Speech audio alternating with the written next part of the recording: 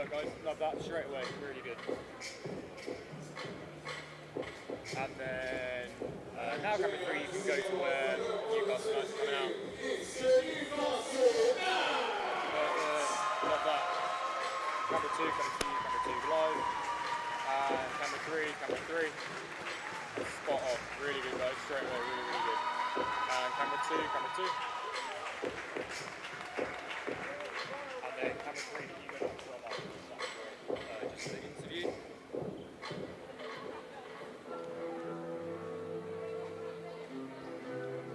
Camera 2, just Ladies and gentlemen, boys and girls, make some noise for your second game on this opening weekend. The Malory Eagles and Newcastle Knights.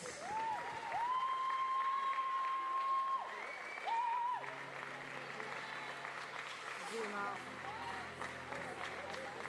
Is that okay?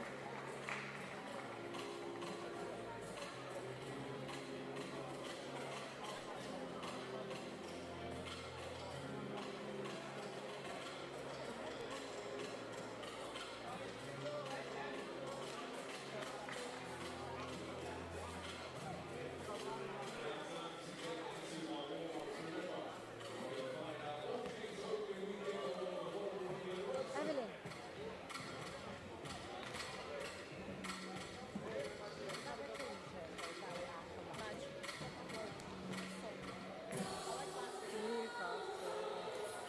Is that okay? Do you want it more zoomed?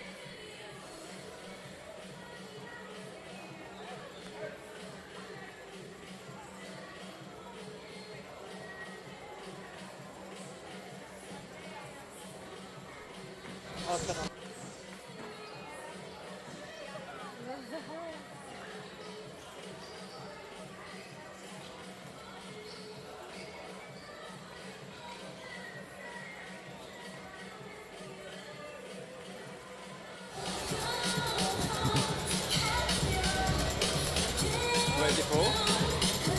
Should we do it upstairs? No, we've got this camera and these mics. Okay, welcome to the Sir David Wallace Sports Hall. We are getting ready for our second game. To our left, Malory Eagles, Newcastle Knights on deck. But first we're going to talk to one of the Volleyball England new partners, Shura. First of all, thank you and welcome to Volleyball England. Thank you so much for having us. We're really excited to be here. It's so thrilling. We're absolutely loving the games. And just talk to us a little bit about the partnership and how it came about, first of all. Yeah, so we are a digital health tech platform with over 50 features, supporting pretty much anyone and everyone with their mental health. There really is something for everyone. We support people with their holistic health, medical and clinical. And Laurie, you can talk a little bit more about the partnership.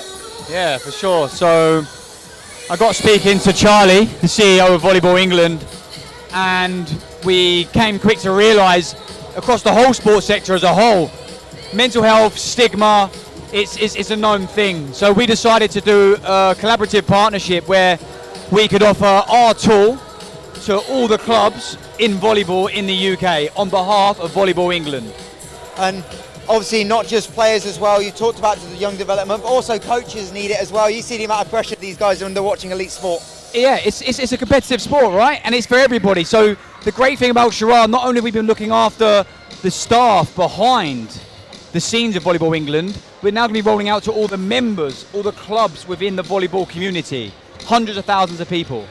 And what's the best way for people to get in contact with you if they're a Volleyball England member? How do you want them to reach out and kind of start the process? So you'll go to the Volleyball England website, under their brand partnership page. We are their #1 mental health and wellbeing partner. On there, you'll put your name, email and membership number, and that will give you full premium access to Shura.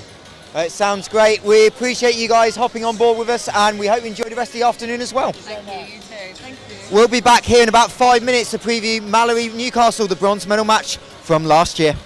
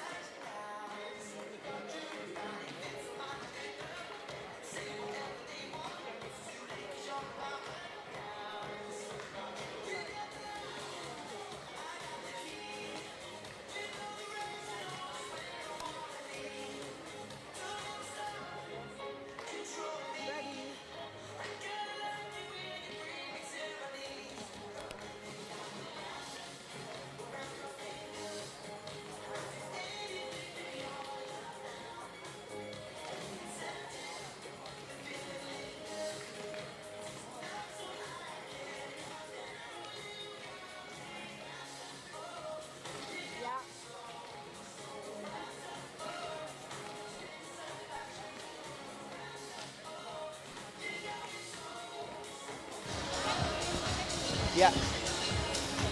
Good afternoon and welcome back to the Sir David Wallace Sports Hall here at Loughborough University, the new home of volleyball, and we are getting ready for Malory Eagles versus Newcastle Knights. Michael Hunter-Morris, Oliver Shute-Smith alongside me. Oliver, first time with us, welcome to the stream. Yeah, thank you. It's a pleasure to be here.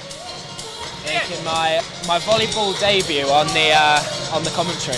Yeah, and obviously first game we've already seen. What was your takeaway?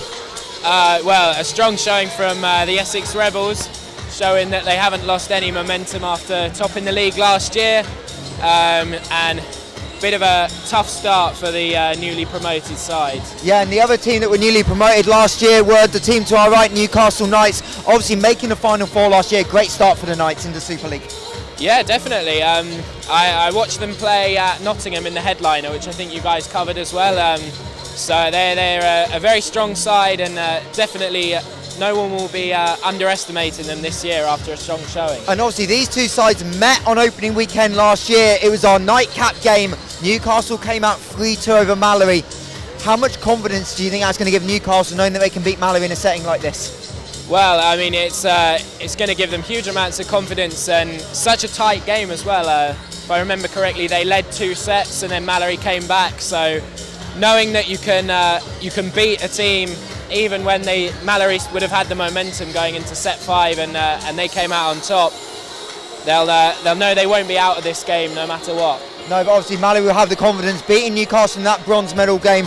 We're going to have a quick walk around the court and we'll get some post-game reaction. So come with us at home here in the new home of volleyball. And Oliver, what a setting this is. Crowd starting to fill out nicely, both to our left, other players on the right as well. What an occasion this is going to be. Yeah, it's great, isn't it? And you can see a lot of drums are in.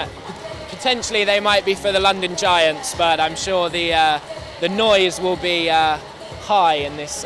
Yeah, we're just pausing here to not photobomb the Malory team photo, because this is the annual photo, and then we'll catch up with both sides. So, but yeah, London Giants, Nottingham next up. We know Nottingham are going to bring a crowd. A quick journey for them, and we'll head over to the Malory bench and see if we can get a word in with. I think Joel Martinez is going to come over and have a chat with you, Oliver. We'll see if we can get hold of him here on Super League Live. All right, in fact, we're going to have Ian. Ian, I'll give you the mic. Hi, Ian. So, yeah. Oh, okay. So a great season last year for you guys, but 2 tough losses in crucial games, semi-final and final of the Cup. Have you been doing anything differently to try and get over the line this year?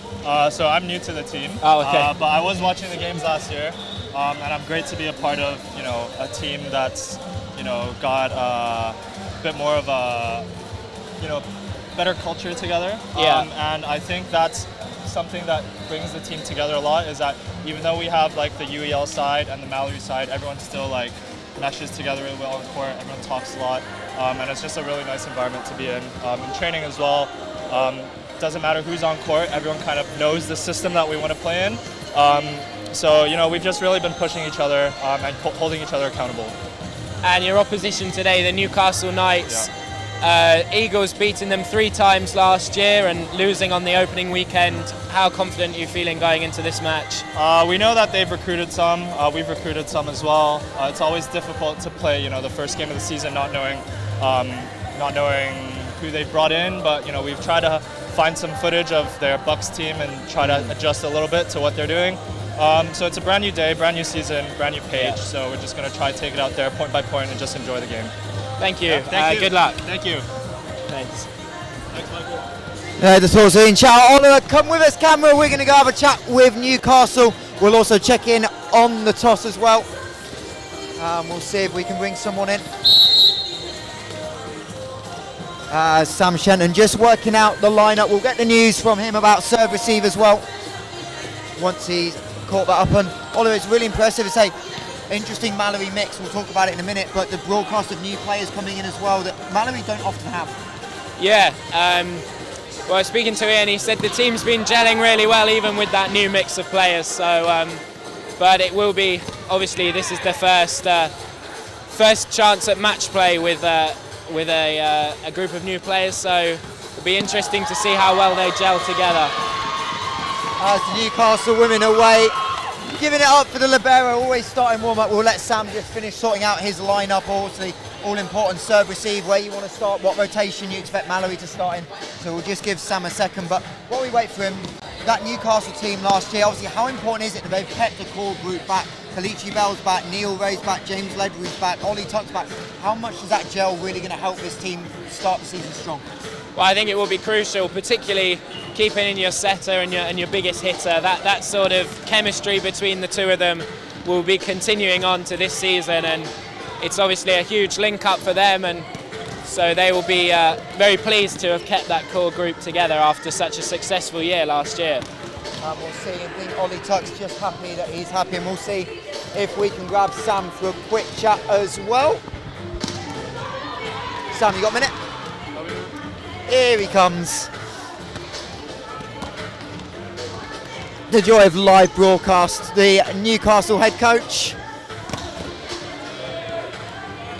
Sam, obviously new season, 0-0. Talk about pre-season and kind of your expectations for this squad this year. Deep, we're really deep. We had to have 3 different trials, obviously Northumbria University, Newcastle University, and we also have a lot of Americans that are trying to stay over in England to get jobs because they like to live in Newcastle. So really deep this year, pre-season's gone really well. Competition and training is just exactly where we want to be in terms of momentum and kind of intensity. Obviously a team the other side of the net, you know well, Malory played them 3 times last year, obviously fell short in the bronze medal game. What were your kind of reflections on last year and kind of the end of the season and the learnings from that you want to take into today's game? Absolutely, I think Malory beat anyone on the day, but we can also overcome them with kind of energy and that side of things as well. Always recruit well, always have a cornerstone of this big man about to hit the ball right now, which can cause issues in the game that we can try and overcome. Well, we'll let you go. I know you got preparation to do, but best of luck, Sam. Top man, thank you very much. They're the thoughts of the Newcastle Knights head coach, Sam Shenton. Oliver, just looking through the warm-ups, you can see kind of just how relaxed this Newcastle group are now they've settled, and that's going to be really important, right? Coming out and playing loose and free. Yeah, certainly. You don't want those early nerves to kick in and suddenly you're sort of 5 or 6 points down after just a couple of minutes. The game, at least the first set, can really easily get away from you if you have those nerves. And the 2 people just to our right, just warming up now, James Ledbury, Ollie Tuck in the outside position. Those 2 like to talk as well. We know that's they're open about it. How much do you think that they just try and play into that psychology early in the year? Well, I mean, you can hear him talking after that. You got fingers pointing already in the warm-ups. A bit of drama. Yeah, well, they're definitely going to be bringing the noise today, and it seems like they've got a noisy women's team behind them who will be supporting them through every single point, and they'll be trying to potentially get in the heads of the Malory Eagles there. And so, talking to Malory, let's have a walk down to the Malory end of the court. We'll have a look at the Eagles. Obviously 2 big pieces back from Malory in the middle position. Logan Clark we knew was coming back. We found out early this week Dylan Cohen wearing 18 back, and those 2, Logan and Dylan, did the damage against the Knights in that bronze medal game. Yeah, well, it's going to be a key area for the Knights to shut down then, make sure they can't, they don't have easy access to that middle attack. It's a quite physically imposing side, this Eagles. Lots of very tall players, very big bodies on the Eagles side of the net. Yeah, and you were talking before the game, the battle that really interests you is the opposite battle with Kalichi Bell, and of course you talk about big people, no bigger than Nathan Fullerton. Last time we saw him, he was putting a hole through a floor. Yeah, well, 286 kills last year, if I'm not mistaken, is huge. Can't do the mental maths quickly, but there must be about 15 per game, and so you don't want to be leaving him with anything other than at least 2 men on the block, really. Otherwise, he will put dents in the floor like he is just now in the warm-up. And those of you that may not have seen it last year, Malory hosted a mini Super League live their own at ACM Cobham. Nathan Fullerton legitimately put a hole in the floorboards to the point the match was on a show court like this, and we had to swing the net around mid-match and play the remainder of the game and the women's game that way. We've got the photo damage. Wow. It's never been forgotten. And last thing before we go upstairs, as we see Malory warm in front of us, the coaching staff behind us, such a veteran group. How much does that help with the transition of the season with coaches that have been there and know the system and know what they want from their players? Well, I think it will be crucial. As you mentioned earlier, lots of lots of new players in this side, so they'll be very happy to have that stability in the coaching department. It should make it easier for those new players to integrate into the side and make their way into the environment. Indeed. Well, myself and Oliver, we're going to head upstairs and we'll get our final thoughts on the game. But upcoming in about 8 minutes' time, we have Malory Eagles, Newcastle Knights here from Loughborough.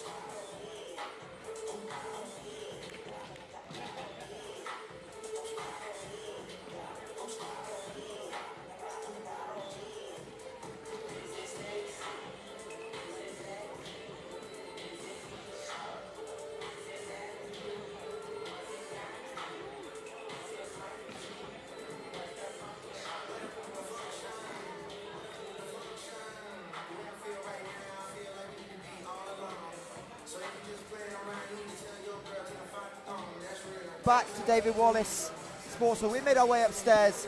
We're a few minutes away from Malory Newcastle, and as we do with every game, we're going to have one key player to focus on, and from Malory we're going to go to Mr. Reliable in the outside, Ben Kwame. Last season had a bit of up and down, but in that outside position while the other pieces are moving around, and we believe Ian Chow will be the other opposite for outside for Malory. How important is Ben going to be just to solidify the serve reception with a new libero and a second new outside? Well, he's going to be crucial, as you mentioned. Serve reception, such a huge part of the game, and we saw a couple of times in that first game when players got on a roll with serves, they were very difficult to stop. So that aspect of the game will be huge for the Eagles. Yeah, Ben Kwame, 100 kills on the season last year, 227 serve receive attempts. He was second most for the Malory Eagles, and he had that real up and down, but he also played really well for the University of East London last season, getting them to the Bucks final. From what we heard, he played really well on Wednesday in their Bucks opener, home opener against UCL. So Ben Kwame, definitely someone to watch out for. On the other side of the net, we're going to have a look at one of the new signings for the Newcastle Knights, and we talked about the middle connection downstairs of Dylan and Logan. So to counteract, the new Brazilian 6'4" middle, an NCAA Division III champion, Cristo Bianchin. And how important is that for Knights to really upgrade in the middle position? Well, it's huge, and you mentioned the pedigree that he comes here with, a bit of an unknown in this Super League, but will definitely be one to look out for, having that American college experience. And yeah, you said how important the middle position is for the Malory Eagles, and so it will be equally important to try and shut that down on the Knights side. Yeah, and I think having not just an experienced player coming in, but having a winner, having someone that knows how to win big situations. Cristo had the game-winning swing.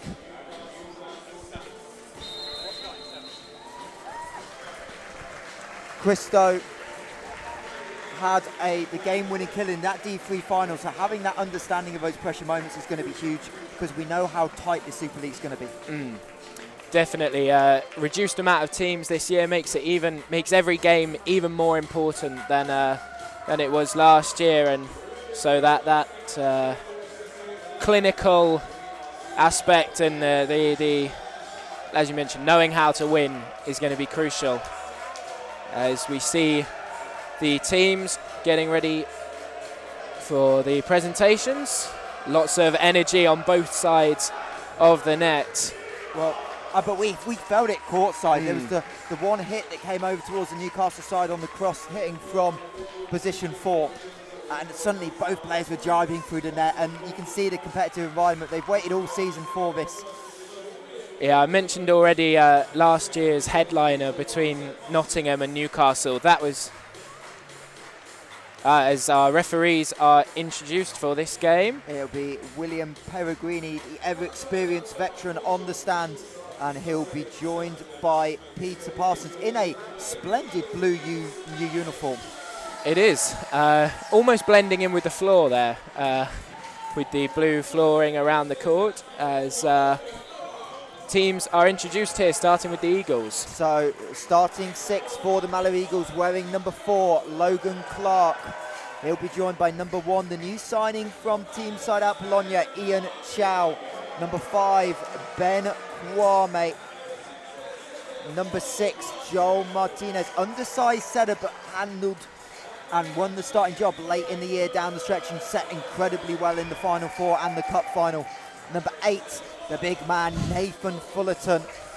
And their other middle, Olaf Matijumstoks, will get the start in the middle position over Dylan Cohen. Dylan Cohen, a late addition to the Malory roster, starting libero for Malory. Number 3, Felipe Rodriguez.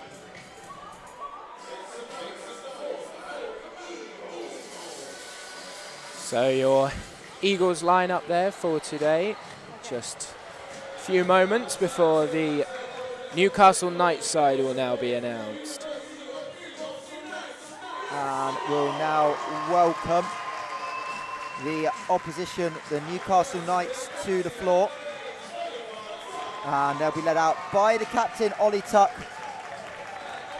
wearing number 8. It'll be number 1, Neil Ray, the setter. That's the addition Sam Saint was talking about, people staying in Newcastle. Neil was expected to depart. He's now got a job in Newcastle and is staying up. Number 5, the second outside, James Ledbury. Number 11, Kalechi Bell, the big hitting opposite. Number 12, Isaac Gibbs gets the start in the middle position.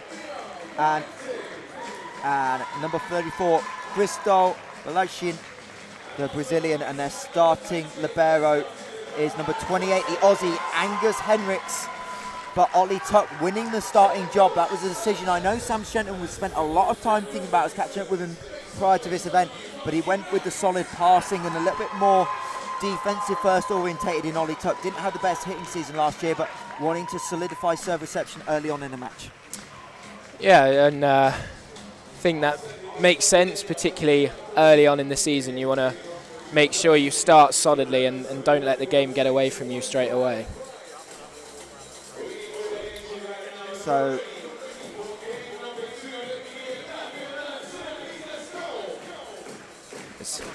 the crowd getting hyped up here. Filling out. Yeah, it's pretty much full. The stand to our right-hand side, and you mentioned earlier quite a few players, particularly that Newcastle Knights women's team. Yeah, a couple of the Malory women and Chloe Allen on the bench for the Eagles. I've seen Jaden Scott around as well, as it'll be Newcastle to serve first. So they're starting, just to confuse us all even more, because we didn't hear the toss. Should have been Newcastle announced first, but we'll go with it. And it'll be Neil Ray, the setter, back to serve.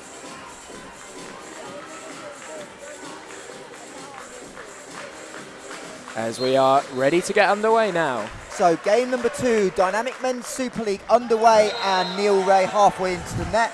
That's not how you want to start your season. No, and you highlighted service errors were a problem for Newcastle, and they'll be hoping it's not more of the same, but first point of the year, as you said. halfway into the net. Yeah, Neil Ray, 72.5% last year. The opposite set of Joel Martinez to get his side underway. Bell, Rodriguez with a great pickup on the cross-court. Chow goes little roll. And Ledbury gets it back, splits the block. And James Ledbury gets the Knights on the board, 1 apiece. Nice start there to get them under control here and get the first point on the board. And he will go back to serve himself. And serve number 2. Error number 2. James Ledbury this time committing the cardinal sin. Ledbury led the Knights in serve figures last year. Not able to get underway, and it'll be Ian Chow back on the service line. He'll go topspin. Hendricks, great ball on to the 3. And Ollie Tuck gets the hands. Ideal play there, really. Perfect serve reception. Followed by great set and finished off. As Isaac Gibbs, the middle, going to go down the line. Chow, not a great pass. Martinez scrambling. Kwame misses the baseline, but found the angle in the gap. So not quite the execution from Ben Kwame, but you can see he picked the gap that he wanted. And great set by Martinez to get that. That was not an ideal first ball. As again, Chow, Martinez again scrambling. Kwame coming inside over the double. Long high ball for Tuck. Rodriguez off a knee. Back set for Fullerton. Plays the hand. Bell misses wide. Bit of a scrappy rally there. Neither team really being able to get completely in system, but the Eagles coming out on top in the end, levelling it at 3 apiece. Pretty even start here in the early proceedings. So the new middle for Malory. Another former IBB Bologna player. Good serve. Hendricks did well to get there. Missed time middle play, but that's the skill of Christo in the middle. Just able to hold and redirect late and find the angle to win the point. Just hung up in the air there until the ball was down ready for him. Bell is now back on the service line for the Knights. Kalechi, Chow again being tested, but lovely high ball. Kwame, little bit scoopy, gets away with it. And Ian Chow with the one-handed pickup. Fullerton down the line. Angus Hendricks, shoulder is all he can get on it, and that's the power of Nathan Fullerton on the right-hand side. First put away, and Ollie Tucker already called over to talk about the screening rule and making sure hands are not anywhere else but except protecting the back of your head if you're going to have them up, and he's just chatting over. Great proactive refereeing already by William Peregrini in the chair, trying to get on top of it early with the rule change. As Fullerton forces the overpass, Kwame goes into the block of Neil Ray. Neil Ray, 15 solo blocks last year. Count that as number 1. And he loved that. He made it known, as did the Knights women's side. Huge reaction to that block. Top spin serve. Kwame goes wide. Second hitting error for Ben Kwame. He was looking for that angle right across the court, but just put it too far. And the Knights have the first 2-point lead of this game. This time, heavier serve by Tuck. Down the middle, Logan Clark, another hitting error. Malory, that's the 3rd error for the Eagles already on. They've not found any offensive rhythm. And the 3rd error leads to a 3-point Knights lead.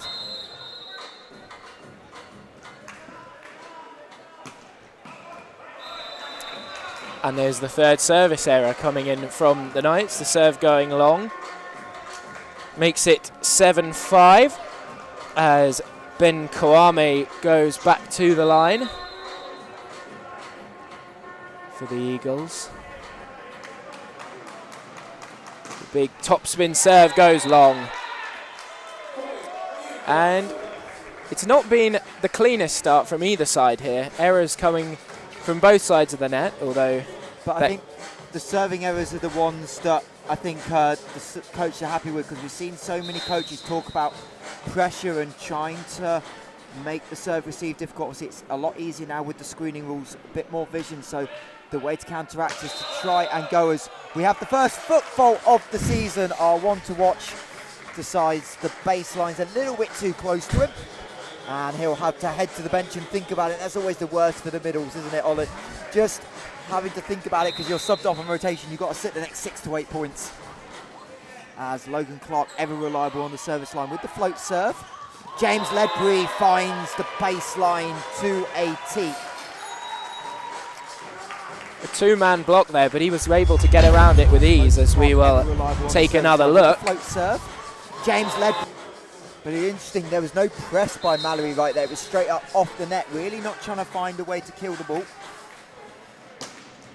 As 9-6 brings Neil Ray back to serve. Doesn't connect on the middle attack, and they're going to call a centre line violation on Newcastle, so point for Malory. They've potentially got away with one a bit there of Malory, as Newcastle were looking like they were about to set up for the big attack. As the back row pipe, Rodriguez picked it up off the net cord. Chow beats Neil Ray down the line. Strong swing, Ian Chow. And we'll have a look at that one again. And row, you see, isolating the setter in the Rodriguez back row. Picked it up off the net cord. Chow definitely set up on that cross court angle, and he's able to pick the line.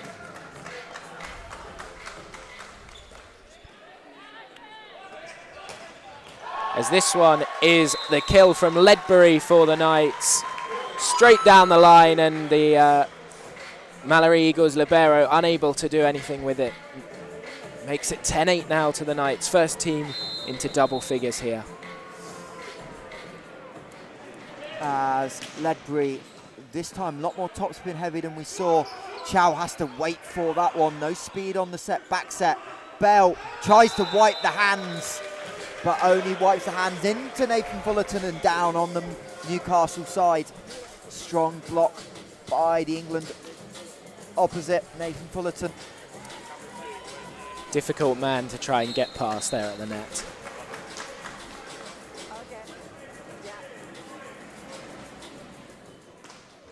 As Chow just about touches net tape, tight set. Neil Ray into the block. Recycled, blocked again by Madden Chuzox, and the ball just ever so slightly wide. And that was a big point to win their scrambling defence from Kelechi Bell. Ended up on the floor after he came in with the attack that was blocked and then got the next touch on it.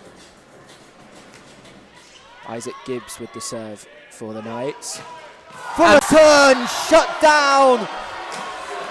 I believe Ollie Tuck got his hand on it. It was him pairing up with Christo at the net. And the Newcastle Knights women's team loving that one. And we're going to take another quick look at it here.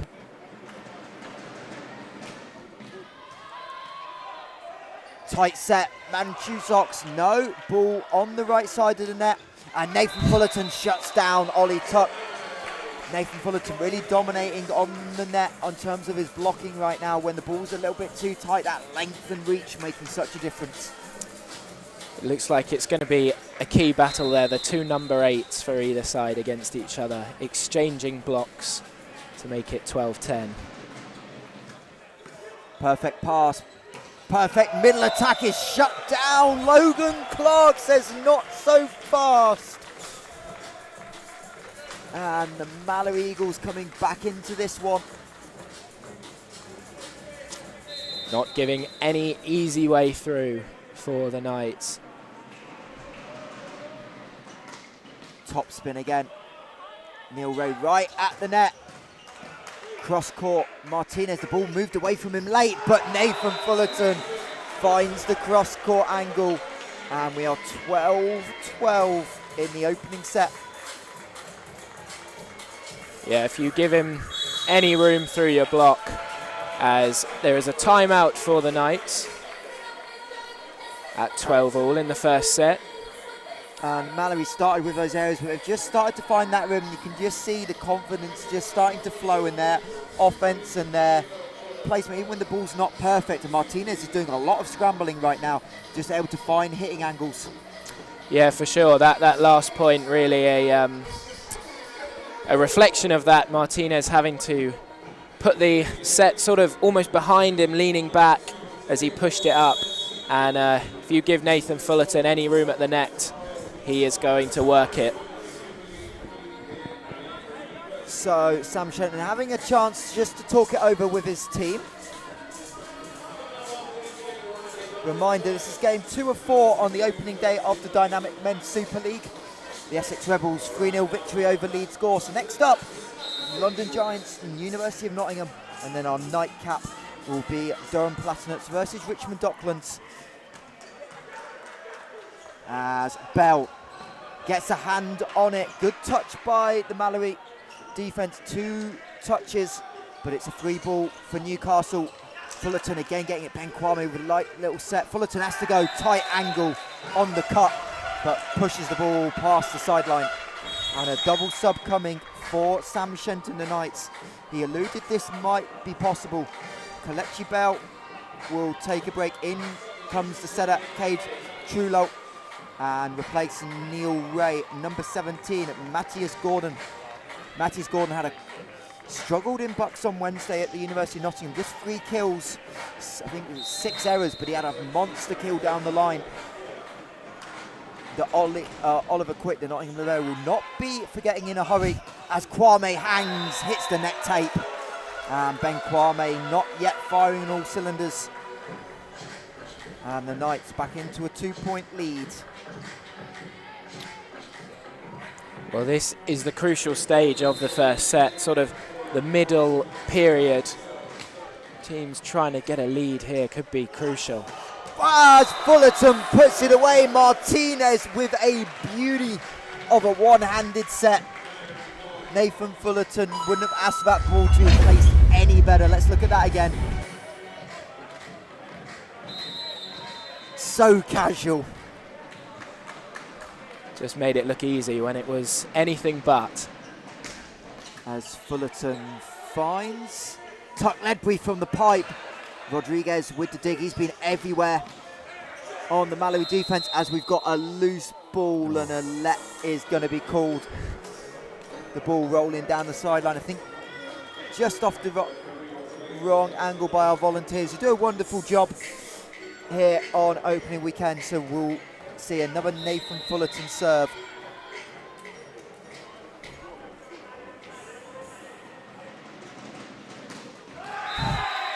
And as was always going to be the way, after the replay point, the serve went into the net. 15-13 now, Newcastle Knights.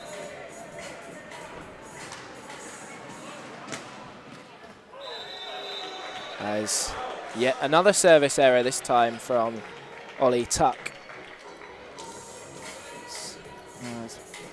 Ben Kwame back to line. Great to have all of you joining us on the live stream. Let us know who you think is going to win. The poll is still running. We'll close out at the end of the first set as Kwame returns the service error with one of his own. But also let us know your thoughts, any comments, and where you're watching from, and we'll keep an eye on it and answer any questions as well in the chat here from Sir David Wallace Sports Hall in Loughborough, the new home of indoor volleyball.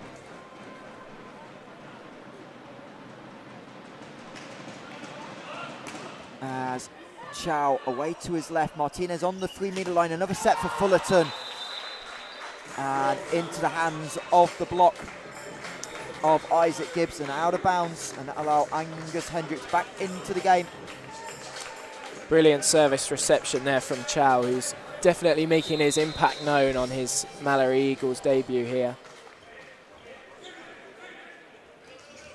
As Newcastle this time themselves trying to run the middle with Isaac Gibbs. Little push, pancake by Nathan Fullerton, and they're going to call double touch. Looked like the right call from our view up here. Yeah, I think they wanted, I think initially Malory thought it was going to be called on the floor, and instead it was a double touch after the pancake from Nathan Fullerton. That's a huge pickup. The 2 substitutions made earlier have now been reversed again, with Kelechi Bell and Neil Ray coming back on. Ray straight to the service line. So Newcastle trying to keep the setter back row, 3 hitting options in the front. As Ray misses the baseline, he thought it was in. That was definitely long from our position, up above the Newcastle baseline, and Neil Ray looks to the sky in frustration. Second service error for the American setter out of River University.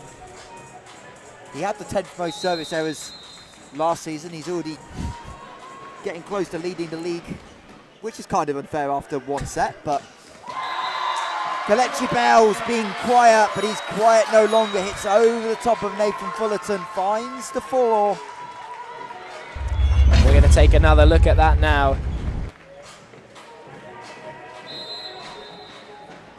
The power of Bell on full display there to open up this 2-point lead again, but is straight back down to 1 with another service error.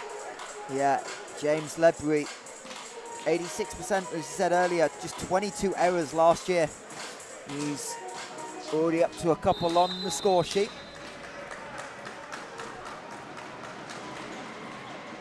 As Chow with the float. Bell, good touch by Rodriguez, but into the Malory subs bench. And Newcastle's side out, really efficient in set number 1 so far. Definitely. It's 2-point lead, and it's really only those service errors that have been holding them back from extending that lead even further for the Knights. As take a quick pause, just mopping up some sweat behind the court as Ian Chow went dolphin diving despite being about 10 feet away from the ball. Yeah, that's what we call a showmanship dive. Fullerton, overpass, great dig by Ryan Peace in the middle, and the ball goes over the baseline. Ledbury wants a touch. Seems but all that of the is Newcastle a tremendous piece of defense by Isaac Gibbs. Nathan Fullerton overpass, and Isaac Gibbs says, nope, middles can play defense too. Who would have known? As Olaf's into the net.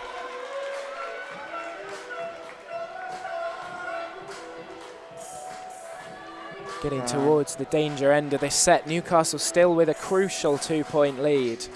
And it's interesting, Malory got it level very briefly at 12-all, but ever since then, Knights have been just rotating because the side out's been perfect. 1 to 2 point leaders. Fullerton, Logan Clark, Chow from the back row, the ball over the net, it's a scramble. Bell, Clark gets a tip, and now Newcastle a bit more in system. Little roll shot over by Martinez, miscommunication. Malory, Logan Clark steps into set, gets it back, and fires it straight at Ollie Tuck, who did not block the ball. And Malory win the ugliest, scrappiest point, but that's a must-win point for the Eagles in that situation. Definitely, huge difference between 21-18 and 2019. And it's those sort of rallies that the Knights will feel they have to win in this game, because if the Eagles are able to get in system a bit more and be siding out easier, then those sort of scrappy rallies will have to go the Knights' way. As Bell misses the sideline, but off the monster of Nathan Fullerton. Again, Newcastle challenging every call. I think there's going to be a very clear instruction that you just need to calm down a little bit. The ball was well wide. We are level again though here at 20. And Nathan Fullerton this time changing it up, goes slower, and Bristol Belgian down the middle. Sam Shenton stands and applauds. Well, that's why he was brought into the side, and we're going to take another look at just what the Brazilian can do. Bounces that one to make it 21-20. As Martinez, the setter, has to play it. Malory out of system. Kwame into the block of Neil Ray, the biggest net cord. And Jefferson Williams says, time out, please. 22-20 the lead, and it was a great idea by Malory. It's not often the setter standing right and it has to play the serve, but Malory aware, but Neil Ray able to line up that block. Huge moment there. Knights reopening their 2-point lead and just 3 away from the first set, which in any game is always crucial, but particularly in the first game of the season against such a strong opposition, that first set is crucial.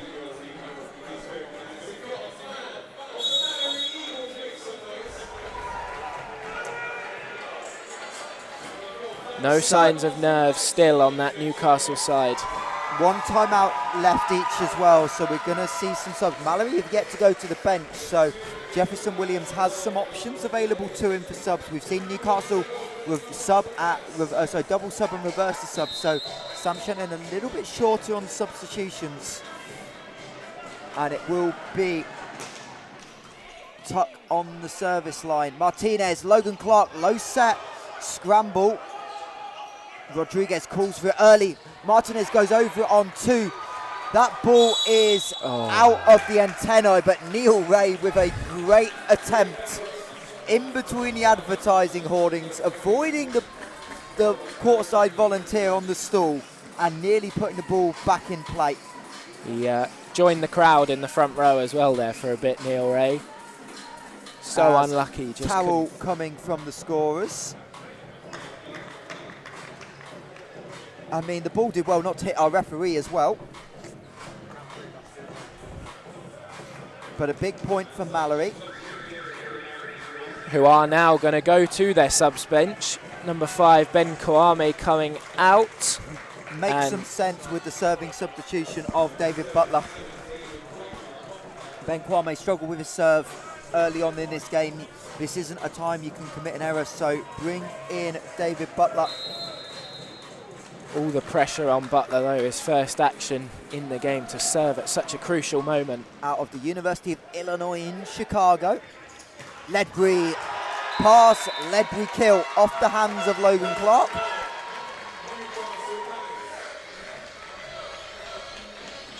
Malory are going to reverse that sub, so Butler a true serving sub and a change for the Knights. They're going to make a serving sub of their own. Crystal out of the game. Seb Smith. Into the come, Seb Smith. List is a middle, but it's got some versatility. Referee missed that Malory sub was also there. They're now going to allow that to proceed.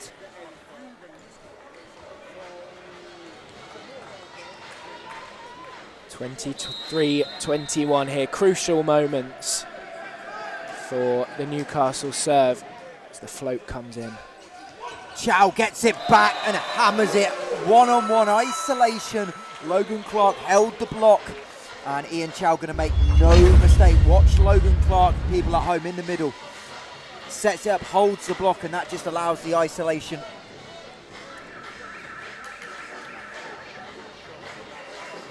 Setting sub for Malory. Martinez out. Sona Yasha, the Bulgarian, into the lineup. A bigger blocker at the net. Malory did this down the stretch last year as Fullerton with the pickup. Chow only finds Ollie Tuck down the middle. Ball pushed out. And I don't think that went over the net. It didn't. James Ledbury not arguing it. Hitting error by Ledbury. And that's the instant impact of the Malory coaching staff making the setting sub change. Bigger blocker in Sona Yasha. And Yasha's got a great backstory as well. We saw the success in the World Championships of Bulgaria. Sona Yasha's played with multiple members of the Bulgaria team. I caught up with him early in September and chatted about him. He said he was sad he was back in England and missed the parade, but he would have got a VIP experience if he was there. But Bell beats Kwame down the middle. Logan Clark was in the back row.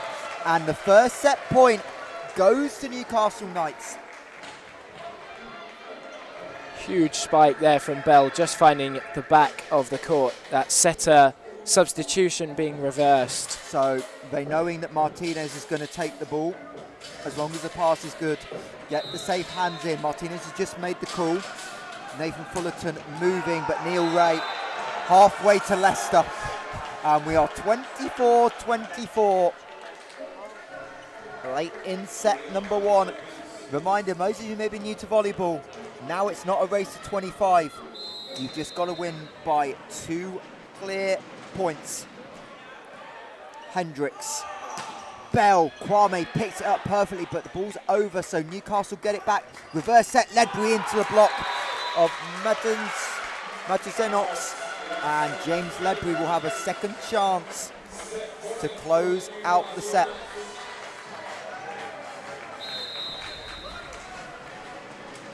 Ledbury takes him off it, Rodriguez. Nathan Fullerton, single block, goes for the tips, and Knights are going to have a swing at it. Ollie Tuck goes down the line, beats Martinez.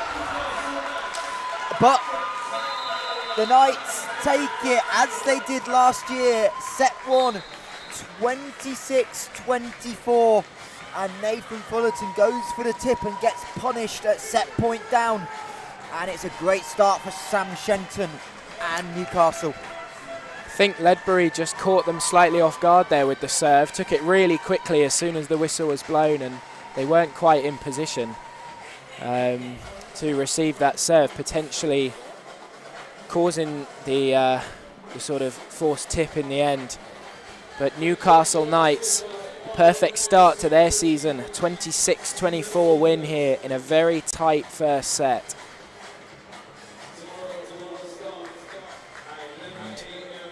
Eagles will be looking for a strong response in the second set. They will not want to go 2 sets down.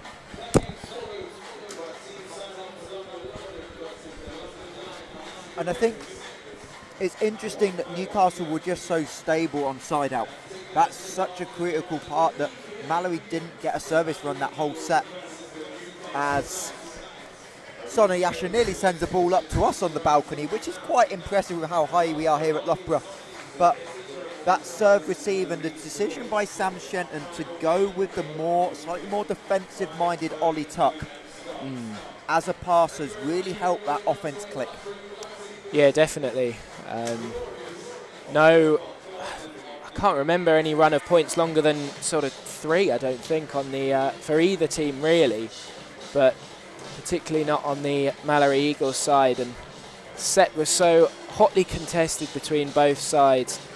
From start to finish, that just one error can change a set like that, and that one decision to have the slightly more defensive lineup could have been what paid off in the end. Great to have all of you joining us on the live stream. Chris Heichel pointing out how good a set Felipe Rodriguez had in the libero position. Obviously Malory have had strong liberos, obviously Ari Sierra on the women's side, but Chester Searle now playing for Legends. Last year it was a combination of Remy Cadet and the absolute legend of the libero position, Dan Hunter, taking the libero duties. Felipe Rodriguez made the move over and has had a really strong opening impression. We appreciate all of you joining us in the live chat. Just about 210 of you. Make sure you share the stream, let your friends know about it. It's going to be a long and exciting weekend of volleyball here in Loughborough's Newcastle Knights. No surprise, the first team out for set number 2. Do you reckon there's about, how many people do you reckon are in the venue at the moment? Close to 200 potentially as well? Probably more if you include the players on this side. I know over 350 tickets were sold before today for just today's action alone. Also, we'll have more fans coming up tomorrow as well for the Mari Women's Super League opening day. As the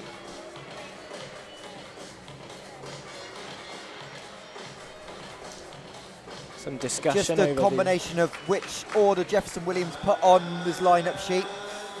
And it'll be Logan Clark, Mr. Reliable, from the service line, back to serve. And I can call him Mr. Reliable because last year I believe his success rate was 96.5%. Was indeed. Which we will include pretty solid. And he's not missing that one. In fact, Hendricks has his first real misplay. Ledbury has to go with the roll. Chow into the block. Dylan Cohen. Martinez with the pancake set. Dylan Cohen into the game for Malory, replacing Matuzen Ox as Bell. Ian Chow high into the sky. Fullerton sets his feet and buries it. But Joel Martinez needs the credit. That is a monster set. He certainly does, scrambling all over the place. I think in the beginning of that rally, Fullerton actually got in his way, forcing the pancake, but spotting the gap between the two blockers and putting it straight through. Bell responds, beating Dylan Cohen in the middle.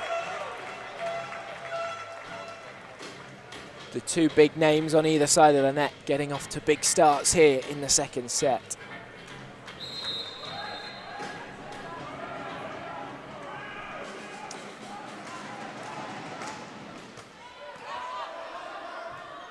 Martinez covering a ridiculous amount of ground to get to that one. And the overpass killed off by Ian Chow, but Joel Martinez, we saw the pancake set, we then see the set, and now we see the run around to allow Nathan Fullerton to be free for the ball. He is covering a lot of ground, and that's why he's earned the starting job with the Eagles in his second season as an open middle position. Not put away by Isaac Gibbs, but he gets the shutdown of Ian Chow instead. Who needs a kill when you can get a monster block? And we're going to take another look at that enormous block from the Knights. Straight into the ground, no chance. As Chow and Rodriguez get in each other's way, that pair trying to get comfortable. Cohen replay off the block. Fullerton gets the hands. Ledbury's going to have to set. And Ian Chow blocks it out. And great awareness by James Ledbury. He's just checking everyone's all good. He's done very well as Ollie Tuck there. The set not quite perfect and sort of having to bend his body backwards to reach that one and still getting a very good connection on it. Rodriguez, Martinez, Fullerton. 1, 2, dent in the floor. Another huge spike from Fullerton. But I think it was really the work of number 18 that opened that space up for him. Dylan Cohen through the middle. Really holding the block for as long as possible in the middle. As Chow, net tape, well handled by Hendricks. Fullerton plays the touch. Ollie Tuck gets the Malory scrambling. That's a great ball for Fullerton though, and he puts it away. And Nathan Fullerton able to make magic. And we'll have a look at that once more. Tight set. And Newcastle block not quite set up. Malory really doing a great job setting from the backcourt right now. And that's what's keeping them in this set and match. As Chow, another big serve down the middle. Bell into the block. Going to get a second opportunity. He goes line, gets the hands of Kwame. That takes it over Felipe Rodriguez. And we are tied at 4 points apiece. Just couldn't quite get a hand to that Kid Rodriguez as the touch off the block took it just over his head. But previous point, we saw what those comments were saying about his setting ability from the back corner of the court as Kelechi Bell will serve this one for the Knights. Well received. And the middle attack is executed very well from Dylan Cohen. Levels us up at 4 here in the second set. In fact, it's a Malory lead 5-4. Oh, yes. As it is Dylan Cohen with his first serve, the Menlo College graduate. He misses on that one. We'll see more action from Menlo graduates in the next game. The Kane brothers will be in action against the London Giants. It's going to be the Knights captain, Tuck, with the serve this time, just floats it over. As Kwame, the gap shrunk by the Newcastle blockers. Neil Ray goes to kill the ball. And that's why setters aren't outside hitters. Neil Ray will want that one back. Neil Ray, super aggressive, had 43 kills, hitting at 351 last season. Bit excited there after getting the block, potentially the adrenaline getting to his head. And I think I just saw him mouth a word that we cannot repeat on broadcast. Serve from Fullerton goes into the net. Levels us up. As will be Balachin Puente back to the service line. As serve a little bit too cut. Thumb down way too much for Christo, and he heads off to the bench.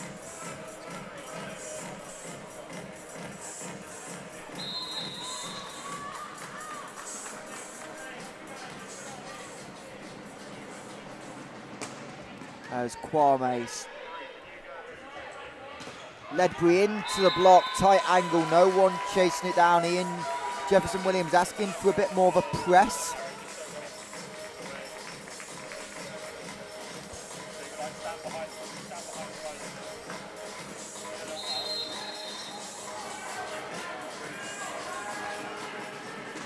As Neil Ray misses the sideline, and he's really had a really good setting day, but not so good on the service line, as we see the Malory bench enjoying the missed serves. Yeah, they're celebrating every missed serve as though they've sort of just put a dent in the floor with a spike themselves. Tight set, great ball by Ray. Dylan Cohen gets his hand on it. Hendricks with a ridiculous pickup, but can't control it. I'm almost a little bit surprised Kelechi Bell didn't try and run that one down, but had some dodging of the referee's chair to do. No straight line through the referee's chair. And Angus Hendricks wanting to make sure that floor is nice and set. Don't remember noticing the towel coming onto court a single time in the first game. It's already been on about 5 It came on once late, but yes, Ian Chow and Angus Hendricks definitely making our volunteers busy. As Bell single block, and it's the block of a setter, undersized setter at that. And Kelechi Bell needs no second invitation. 211 kills on 514 swings last season. As Sam Shenton going to the bench once again. Hayden Freer coming on to replace Ollie Tuck. As Kwame is aced on the serve. Is that the first ace of this game coming in from James Ledbury? It may well be. Don't quote me on that. But Hayden Freer, the 6'3" outside 2024 graduate from Mount Olive Division 2. As Chow, perfect ball to Martinez. A little bit low set, so Chow has to push it over, but Newcastle scrambling, and Hendricks will give up the free ball. Dylan Cohen, middle attack, open net, no mistake. You don't want to give a middle an open net like that. Nope. And we're going to take another look at that kill from Cohen. It's a shame we didn't have the back angle on that, just to see how wide open the the swing opportunity was. As Bell sets up, Chow gets a hand on it. I think Hendricks called for that. Ray with the back set, Fullerton with the block. And now Nathan Fullerton chipping in. Not got many kills in this set, but block ever so important. The second official just reminding the Malory Eagles bench not to get too excited. There is their clearly marked out area for them that they were just protruding slightly. Great to have former Newcastle middle of last year Ryan Peace with us watching this game as Fullerton gets crossed up. Rodriguez tries to get the ball to Neil Ray and make the setter play it on the first touch. However, to do that, the ball needs to go over the net. So 3 point for the Knights. And Neil Ray made sure that he was aware of that mistake he had just made there. A big reaction from the Knights setter. As Martinez goes underhand bump set, and Fullerton beats the diving James Ledbury.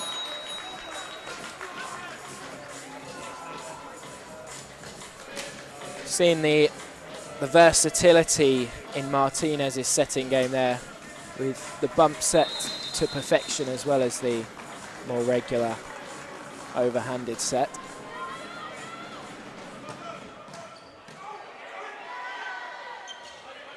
As Ledbury in between the block, Rodriguez can't get the up on it.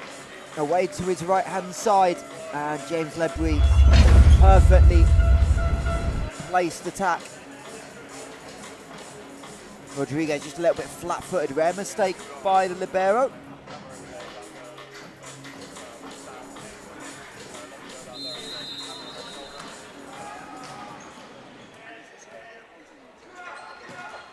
As recycled ball, Martinez, Chow from the pipe, Ledbury away to the right, into the advertising board. Looked like Neil Ray was considering the dive and then saw the firm electronic advertising board and thought potentially 1 point wasn't worth a potential season-ending injury. And definitely life and health decision at this stage of the season. If that was the final, maybe he tries. As what he will try is set up Hayden Freer, but he gets shut down by Nathan Fullerton.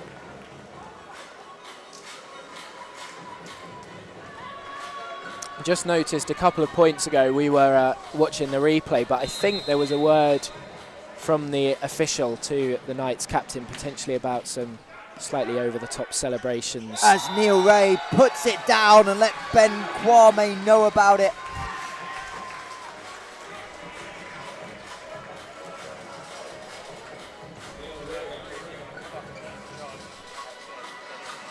Another very tight affair in this second set, 14-12, the current score. As Kwame, flat ball for Martinez, and Clark doesn't win the point. Great defense by the Knights. Martinez tries to set up Logan Clark. He goes for the hands, but the Knights blockers pulled him out of the way. And it's... The score's wrong. It's 14-13 to the Eagles. Malory, right?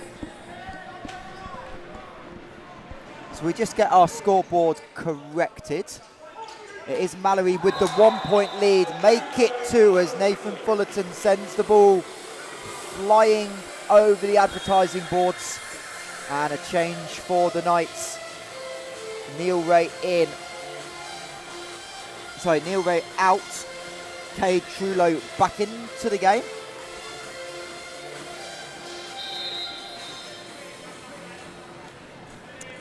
Fullerton straight back to the service line after that kill and finds the floor. An ace serve for Nathan Fullerton. Angus Henricks couldn't quite get across to that, and it's 16-13 now to the Eagles. And I think this represents their biggest lead of the match. It does. Obviously slightly behind because you're 1-0 down, but definitely in points within a set, it is most definitely that. And Sam Shenton's going to use it to talk it over as we try and listen to, or at least watch Jefferson Williams in the timeout. Very much looking about placement, it looks like. Just talking about trying to really press down, I think. And for Sam Shenton, I think it's about trying to find some offense now. It's definitely dried up. You've not quite got clean looks and real speed in the offense. It's very predictable where the ball's going right now for the Knights. Yeah, which is means the Eagles are able to get that block up there. We've definitely seen more blocks in this set, and even when they're not getting the block kill, there's getting touches on it almost every point, and it's just allowing, well, they're making it far more difficult for the Knights to side out as easily as they were in the first set. Fullerton off the back of an ace will look to make it 2 in a row here. Fullerton off the timeout, goes a little bit more top spinny. 1-2 for the Knights, but Ben Kwame lines it up but can't quite get the direction on the block of Crystal. And the Knights with a big point.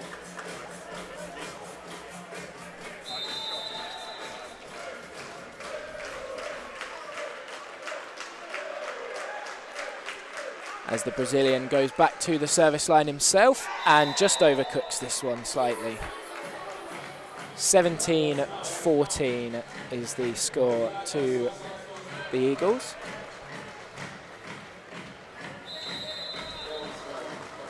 As we approach the end, well, potentially approach the end of this second set. Serve from Kwame. Kelechi Bell saw that one the whole way. Huge lead up, but couldn't quite find the line, just put it out. The one thing he did find was our line judge. And again, great sportsmanship by Kelechi Bell, knowing he pushed it wide, saw where the ball went, and immediately checked that our line judge was okay, as Kwame goes with small topspin and leaves the Knights defense of Hayden Freer a little bit short of ground, and Ben Kwame with an ace for Malory as they close in on trying to tie us up at 1 set apiece.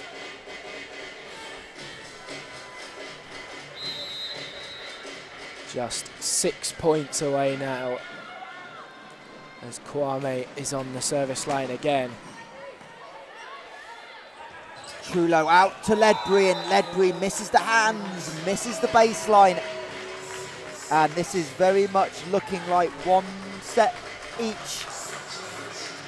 And I'm not sure we expected any different between these two heavyweights. Both earned their spot in the top 4 last year.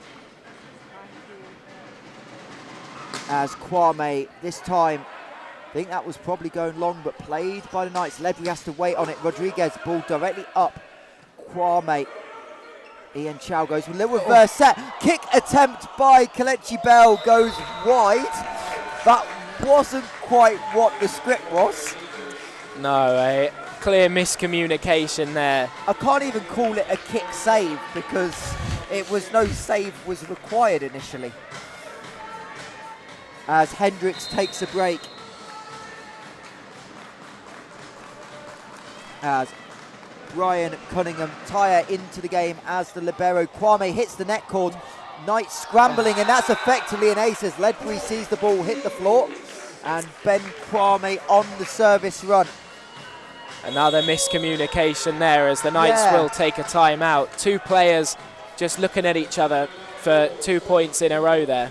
And not a surprise because Newcastle Knights just out of sorts, like no rhythm, no communication. And that, you know the set's gone, but you're at this point you're like, okay, these areas are concerning me, and no doubt Sam Shenton just trying to remind his team of the basics, and maybe we see Ollie Tuck maybe as a change back in potentially, just to stabilise the... As DJ Cad's playing the tunes to keep the crowd entertained here. Very black bleacher section away opposite the side camera. And no doubt someone somewhere is singing. I think the mascot Spikey's singing.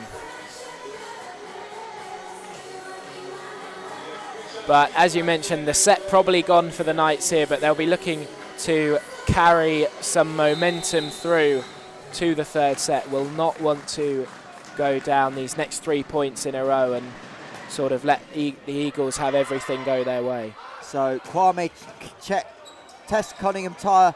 2 Knights scrambling for that one. That one you're happy that 2 people go to, and Ledbury finds the touch of Logan Clark. And if nothing else, a momentum point as Cade Trujillo, the second setter for Newcastle on the service line. The Sacred Heart graduate, along with Angus Hendricks, those 2 playing together in college and in the Dynamic Super League, as Logan Clark finds the middle connection. And you can see Malory has slowly but surely got the middle sorted out in what has been a dominant second set.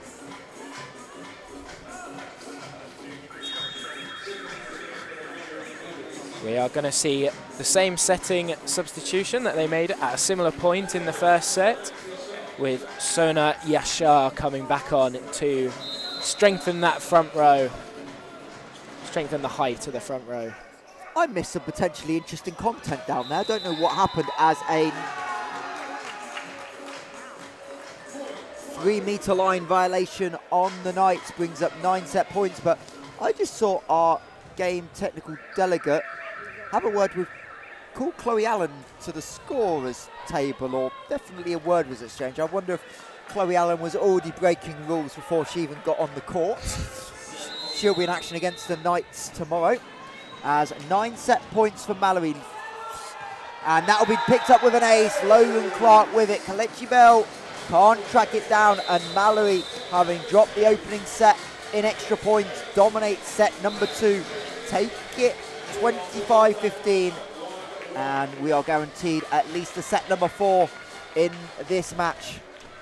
Well, it was the response you would probably expect from the Eagles. You know they're never going to go down without a fight, and they really got their offense sorted in that second set. Fewer errors, more side outs in this set, and a few aces, 3 or 4 I think in the end of the set, with a couple from Kwame and then Logan Clark, in fact, finishing off the set with an ace to level us up at 1 and taking us to the crucial third set now. So, Oliver, question, did you see yesterday's news? I did, yes. Well, why don't we talk about it? If you didn't see it socials, I don't know where you were, but coming up at the end of November at Crystal Palace on a Saturday night, as DJ Cabs plays the song King and Queen of the Court is back. Last year's taster event in Canary Wharf is being topped this year by a showcase event just 5 days after the World Championships end. Crystal Palace indoors will host King and Queen of the Court. Tickets online the 28th and 29th of November. It's going to be a must-see event. First indoor King and Queen of the Court, if I'm not mistaken, and huge event with British athletes now beginning to make waves on the beach volleyball scene internationally. As we see some great crowd work here from the stadium announcer and mascot, getting the crowd going.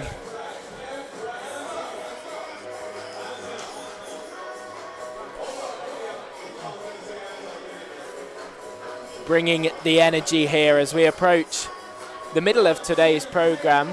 2:30 is the time now. Still 2 games to go after this, and at least 2 sets left in this match. Plenty of action for this excited crowd to come. So Newcastle out for set number 2. A lot of interesting lineup decisions for Sam Shenton. He talked to us in that pregame about the depth of his team, but now he's got to find a combination that's really working. It looks like they're going to go with number 10, 20, Cade Trujillo will carry on the setting duties. Number 34, Christo Balanchin. Number 8, Ollie Tuck back into the game. Number 28, Angus Hendricks. Number 11, Kelechi Bell. Number 5, James Ledbury. And another change in the middle, Seb Smith checking back into the game. Malory making another middle change, obviously rotating the middles. Logan Clark's going to be the consistent, along with Ben Kwame, Nathan Fullerton, Felipe Rodriguez, Ian Chow, Joel Martinez, as Olaf Matusenok's back into the game, wearing number 10. And immediately gets the middle attack and squeezes it through. Sorry, doesn't squeeze it through the blocker, Seb Smith. Olaf's into the net, hard to tell from our angle. And Knights have a 1-0 lead in set number 3.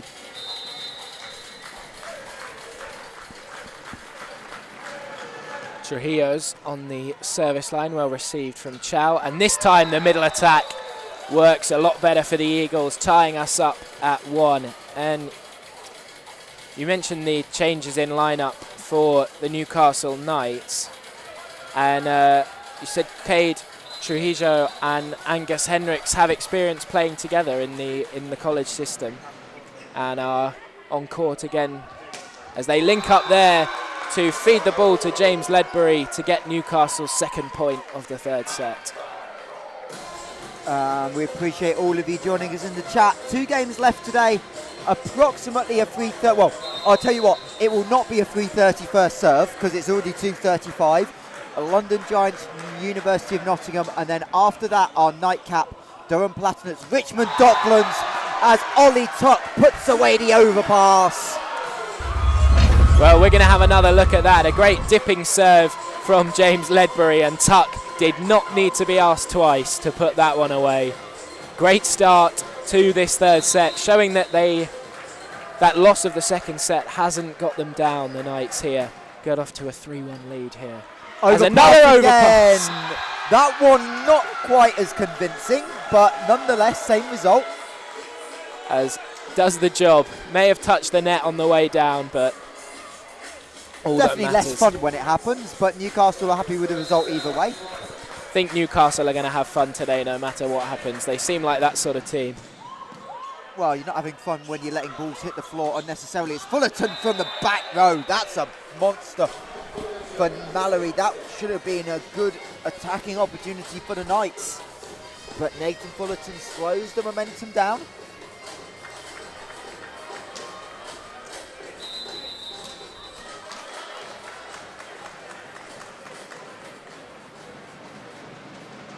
Chow, Hendricks, Bell, into the block of Ben Kwame. Ben Kwame lining up the line block. And we'll have a look at that angle again. First solo block of the day for Kwame. He's not a tall man, is he? But he really gets up there. Shortest player on the court, I think, currently. But he must have springs in his shoes. How high he got up to make that block. Makes it 4-3. And the Eagles just stemming that early momentum that the Knights had in this third set. So Ian Chow, who's had a really good game so far, tests Hendricks out, but he dodges out the way. And it's a 5-3 lead. As, again, more conversations between the captain and the referee.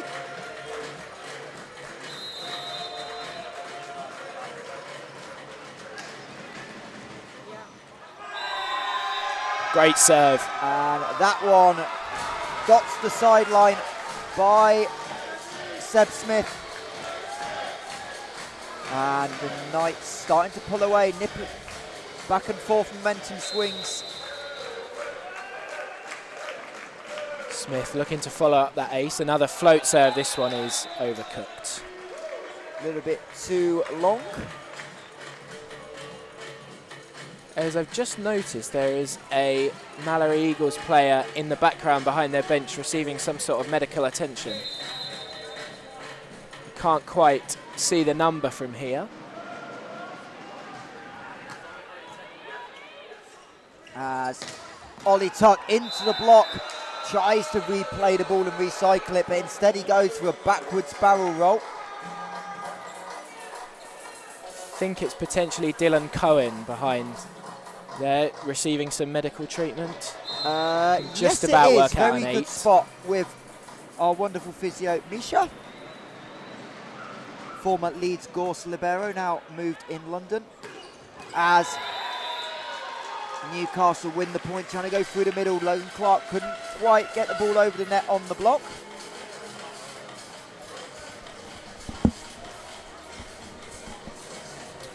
Well, as you mentioned, nip and tuck here at the start of the third set.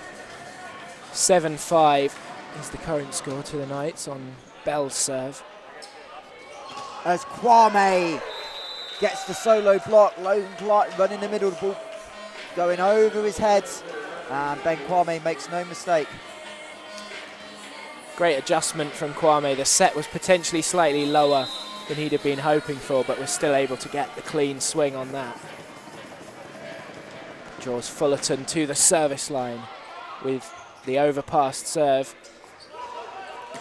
And now you do not want to leave him with a solo block. The backcourt attack from Nathan Fullerton gets it done and levels us up at 7.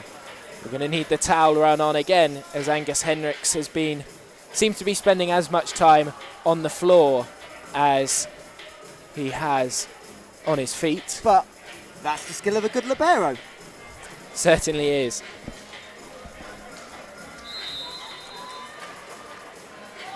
Fullerton once more at the service line. So Malory from 3 down, back tied, Nathan Fullerton.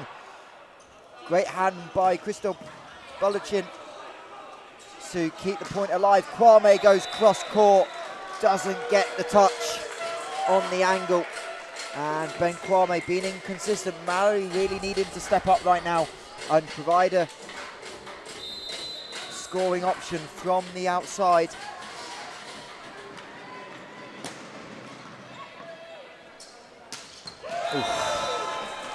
As a monster swing once again, and you can tell, you can just tell from Malory when the ball goes to Logan Clark, when it's in his full hitting arc and they really attack, they've got so much confidence that Logan will find success.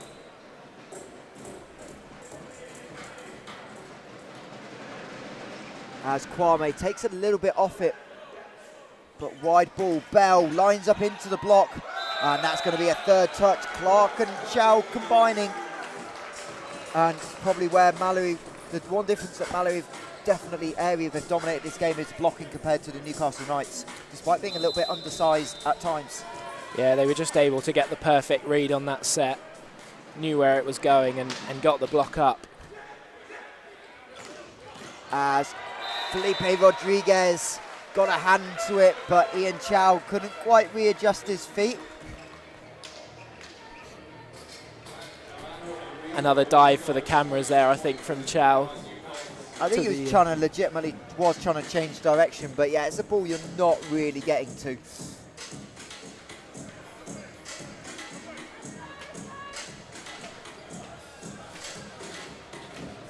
We are level at 9 apiece in this third set, as Guayanchin Puente goes back to the service line for the Knights. Rodriguez, perfect pass. Martinez back set for Clark, not quite full swing. Bell will push it deep. Malory had the options there, as covered, and Chow plays it into the hands of Smith. Block out, and Malory and the Knights keep going back and forth. Let us know your thoughts in the chat. Where's this game gonna go?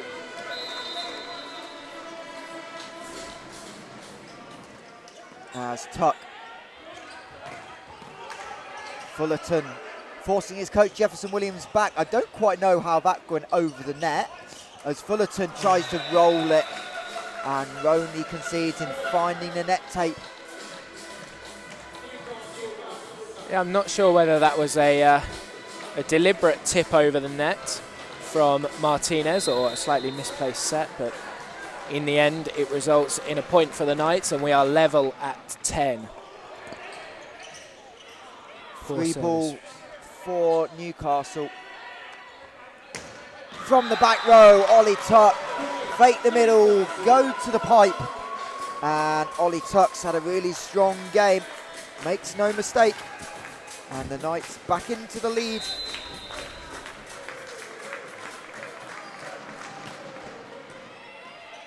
As Martinez, Chenox manages to readjust.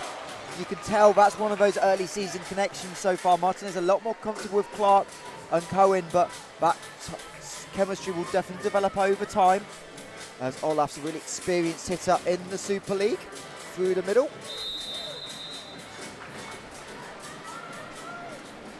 Martinez goes back to serve. Bell blocked by Fullerton, over by Seb Smith, and Malory in control of the rally. Chow goes tight cross court. Ledbury goes for the hands. Chow keeps it alive for the first time, but not the second. Great awareness by James Ledbury.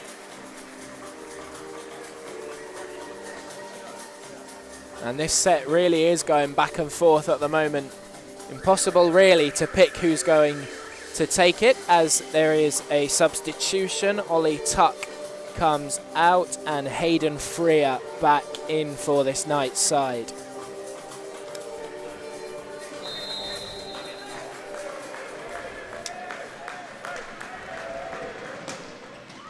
Ledbury back on the service line, and they go for the middle attack, blocked. And they're going to call a lift. So, underhand scoop, open palm, and that is generally the criteria the referees are looking for. The open palms, playing it underneath, is normally the giveaway. And William Peregrini, our lead referee for this game, all over it. So Newcastle 2-point lead, make it not quite 3. I thought I was going into the back wall, but Nathan Fullerton instead makes it 3 the other way. Ball going over the line, and Ian Legrand going to hit the timeout buzzer on behalf of Jefferson Williams. And Malory going to talk it over. The Knights have swung this game back into their momentum. Do you dare to predict which way this could be going at this stage?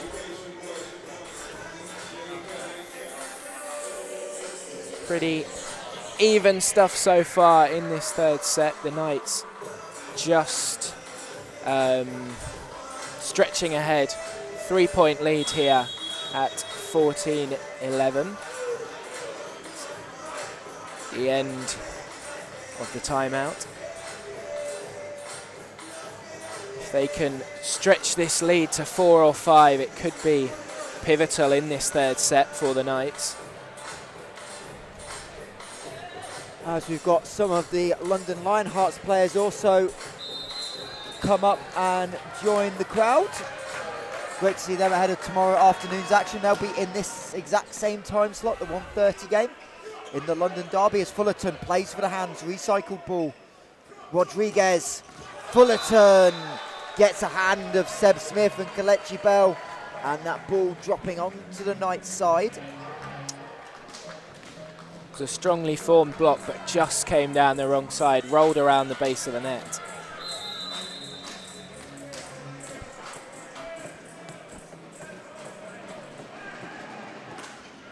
Chow. As the ball's great piece of hitting by the Newcastle Knights, as Hayden Freer splits the block of Nathan Fullerton.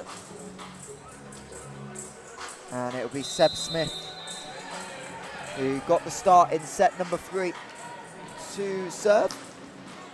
He'll go short. Again, a lot of serve has been directed towards Chow as Fullerton finds the hands. And James Ledbury looks to the sky in frustration that didn't take enough off it, and they couldn't track it down.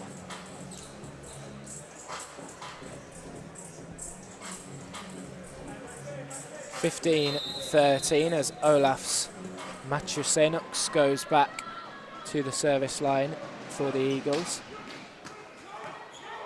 Another perfect pass. Bell denied by Ben Kwame. Henrich trying to scramble away to get there. Couldn't get his hand on it.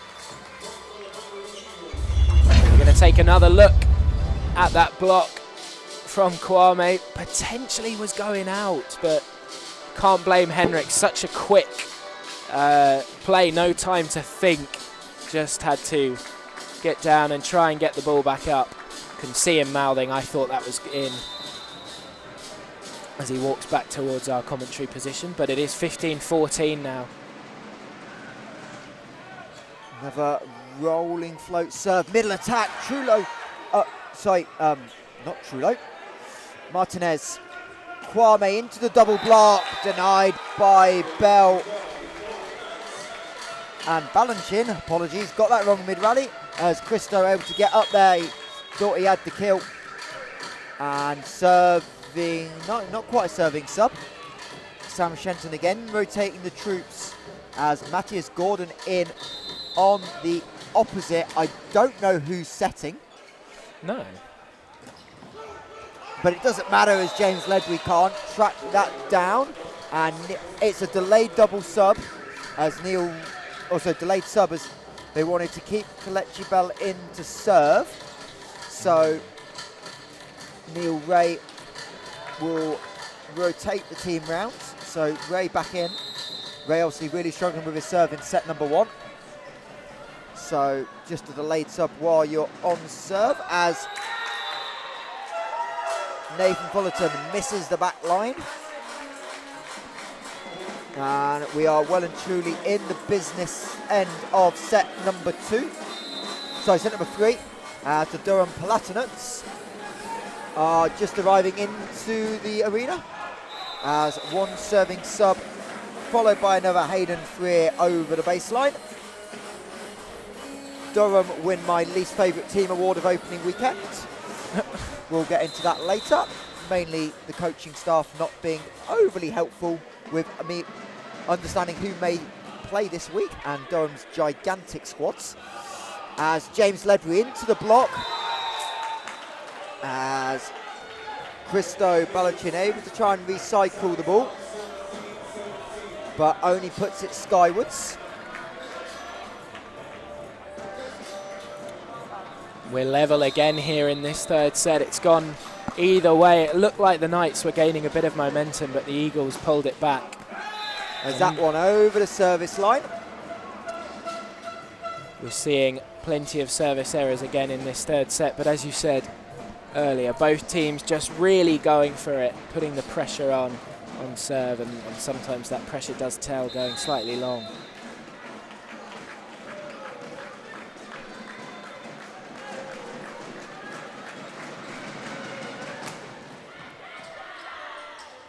As Martinez to Logan Clark, effectively a no block situation, empty net, and no mistake for Logan.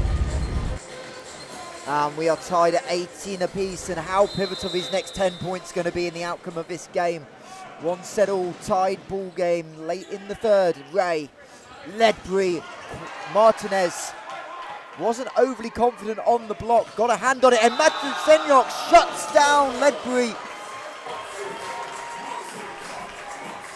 Huge play from the Malory Eagles middle that we can take another look at now. Big block, reaching his hands, almost his elbows clear of the net there. Ledbury, great pickup by Fullerton. Chow's going to roll shot, touches the net tape. Ledbury gets it back. Chow with a pickup. Fullerton, Clark, Malory still in this rally. Ledbury for a third time. Matasenyoks gets a touch on it. Chow over the triple block, off the head. Malory Eagles win a monster point. The bench love it. The crowd love it. What a rally. That is a huge point to win there for the Eagles at such a crucial time in the set. The big man Nathan Fullerton diving all over the place. 2 incredible saves, and another time he was on the floor, the ball was taken ahead of him. That was very close to a lift. Even I was oohing and ahhing, but Chow puts it away. I'm expecting that means timeout Newcastle. We'll have a quick look. Sam Senton says, yep, I need the 30 seconds. And Malory sees momentum off the back of that tremendous defensive effort. They're just hitting the straps when they need to most here, as all good teams do. When the pressure is high, is when they play at their best. And from 18-all, they've stretched out a 3-point lead here.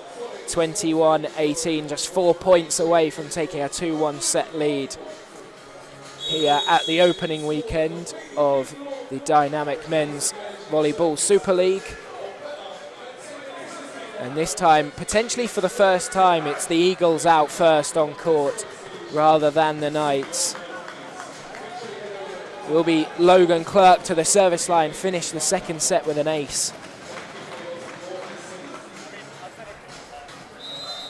What can he find here?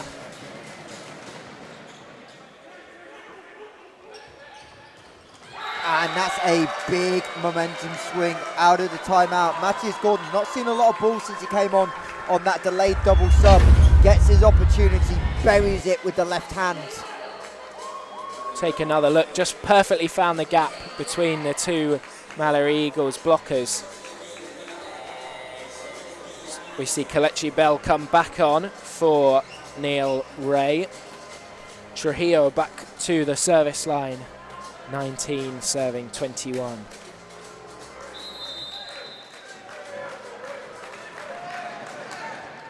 Kwame Martinez scrambling a little bit, sets it to Fullerton. He misses from the back row. And 2 in a row for the Knights brings it back to a 1-point game. Set number 3. And Jefferson Williams doesn't like what he sees, uses the timeout, stops any potential momentum. Just as you think one team's getting a foothold in this third set, the other team comes back. Where's your money right now in this set? It's impossible to tell, really. I think maybe the Eagles will just take it. Say they're just looking slightly more secure in attack currently. Long discussion from their coach. Second timeout for Malory, so Jefferson Williams no more opportunities to call the timeout if Newcastle continue the run. Sam Shenton, I believe, has 1 left. And it will be the new Knights setter, Cade Trullo, on the service line. Back set, Fullerton. James Ledbury in an impossible position. Gets a hand on it, but the ball over the baseline, out of sight. Yeah, you don't want to be a solo blocker arriving slightly late and seeing Nathan Fullerton charging towards you. Opens up a 2-point lead once again for the Eagles.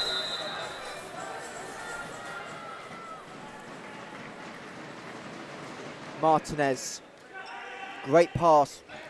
Ledbury off the hands of Chow, but it all came from the pass. When the setter doesn't need to move, you know you've hit the money. And James Ledbury takes advantage.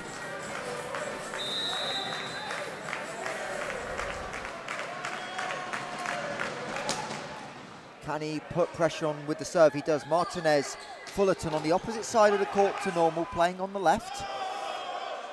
3 ball for Malory. Back set, Chow, Henricks, able to get up. And the ball from Bell hits the block, no chase. Jefferson Williams hands out in frustration. And we are tied at 22 apiece. Reminder, Newcastle took the first set 26-24.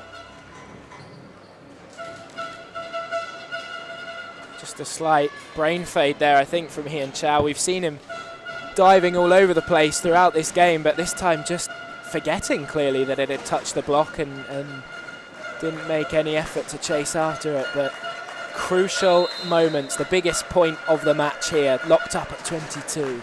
James Ledbury back on the service line. Big serve, big receive, and a big swing into the net by Nathan Fullerton. Huge mistake by the Malory opposite. We've seen Malory struggle to close out some sets on the men's side. We talked about it in the pre-game show. What's needed to take this team over the line? Well, winning close sets is a big thing as Rodriguez now. Matasenyoks, no find on the floor. Block touch though by Malory. Martinez, all options available. Kwame down the pipe.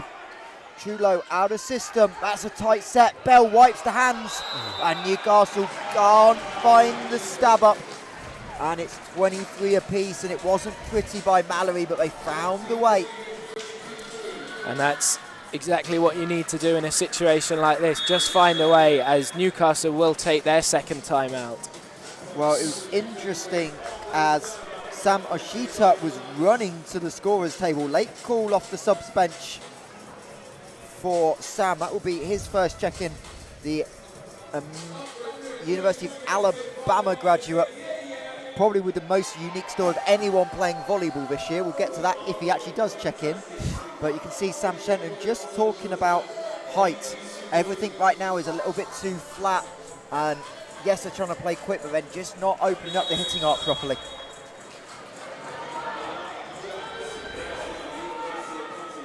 So we'll see indeed Sam Oshida does check in. So Sam, club volleyball player at Alabama, but also a women's basketball practice player. Okay. So there's a fun combination for you, basketball and volleyball, while at the University of Alabama. As Ian Chow on the service line. Jump serve, Henricks. Long chase. Hand off the block. Chow's going to play it. Martinez bumps set. Going to try and push it out to Oshida. Tries to find the angle. That's a tough first swing. No good. Yeah, the swing down the line, cut off by the block there. Had to look for the angle and just went slightly too far. And he's going to be subbed straight off again. Yeah. A little bit more height in the block while on serve is probably the thinking of Jefferson Williams. As a couple of you saying, well, Christian Clark saying Malory in 4, Farouk Ahmed saying Knights in 4. Well, whoever wins this set is going to have an advantage for that one. And Knights have a set point. Rodriguez, Hendricks jumps over the barrier. It's a free ball for the Knights. Can they convert? Yes, they can. I don't know what the ruling of that is. I've never seen that before. You can't really blame him for thinking that play was over. Brilliant scrambling save from the Eagles, but wasn't quite enough. And the biggest cheer of the day comes as the Knights wrap up this third set with a brilliant kill from, I think it was Cristo Bayanchin Puente, winning this set 25-23 and taking a pivotal 2-1 lead in this second match. Well, we said this is the person that won the NCAA championship last year. He had the kill on match points. He knows big pressure situations and he makes no mistake. So Newcastle have won 2 tight sets. Malory have won a blowout set. What have the Knights done to change that momentum from set 2? Well, they came out starting strong, getting off to the lead straight away, and I don't recall potentially 1 or 2 service errors in that set, but definitely far fewer. James Ledbury, particularly on serve, was strong, and that just meant the Eagles weren't able to set up the attack as easily as they had in that second set. And the Knights just taking it close in both of those 2 sets and getting across in the key moment. But it's still anyone's game. You would expect the Malory Eagles will not go down without a fight in this third set. They came back strongly after losing the first, and you would expect more of the same here in the fourth. Seems to be Logan Clark leading the discussion in their huddle at the moment. Well, there, Malory just trying to work out what they want to do with rotation.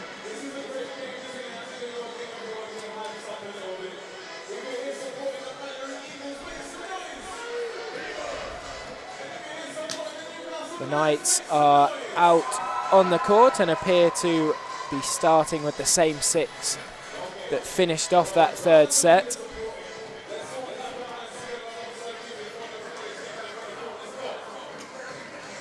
So Ledbury looks like an unchanged group.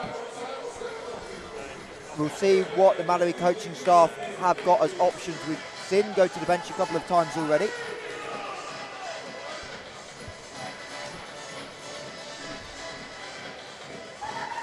Well, Sam Oshita is going to be starting in this set. There's one change, Ian Chow coming off. Your injury with Dylan Cohn, look at his left hand. Yes. You can't quite see it on stream, but that tape was definitely not there early in the game, I don't think.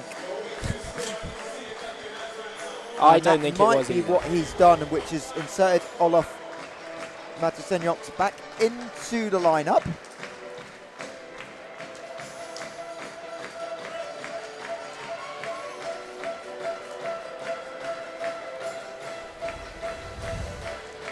Well, you can hear the air horn in the crowd going as they, well, we're all getting ready for the start of this fourth set here. It is Martinez on the service line for the Malory Eagles. So, small serve, and that's going to be an ace for Joel Martinez. Big momentum point for Malory. Don't want to dig yourselves a hole early on in a potentially deciding set. Malory, always a team that aren't known for huge serving pressure. Martinez gets a cheap one to start.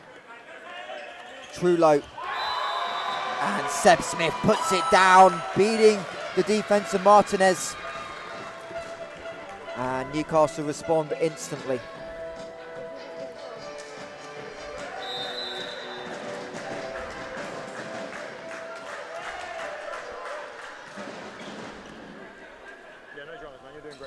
Matusenyak's on the delayed middle, stayed nice and wide left, plenty of movement for the blockers to do, and they couldn't quite get it home as Oshida into the game for Kwame.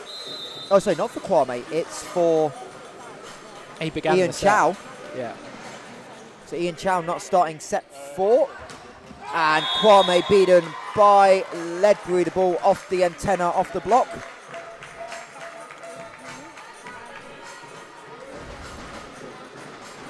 And it's in fact knocked the antenna slightly off its position. Ledbury back to serve. For me, he was the pick of Newcastle servers in that third set. And he'll be looking to apply some more pressure to this Eagles defence. Fullerton, single block, big touch, great recovery. Bell, Martinez with the touch, and they're going to call a centre-line violation on Ben Kwame, I believe. But Nathan Fullerton denied on the one-on-one opportunity by Hayden Freer. And another scrambling save from Newcastle libero Angus Hendricks.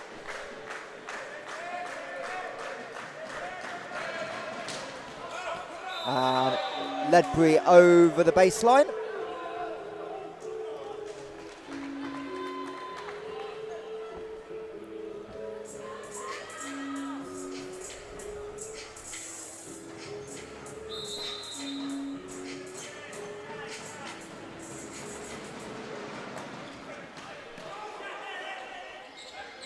As Bell cross-court into the chest of Fullerton. Newcastle get punished because Hendricks on the overpass. And Ben Kwame wasn't expecting it, but saw the acre of space in the back corner and just pushes the ball over deep. And the easy point.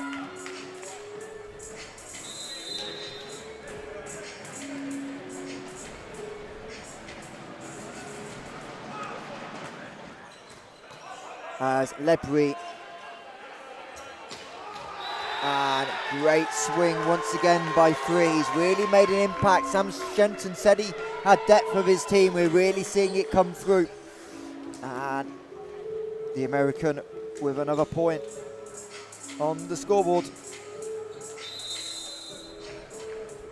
As Ryan Peace is already calling his shot that Newcastle Knights are going to win the Dynamic Men's Super League, as they're going to say that's an overplay by Freer. The ball still on the Malory side. Tight for Martinez.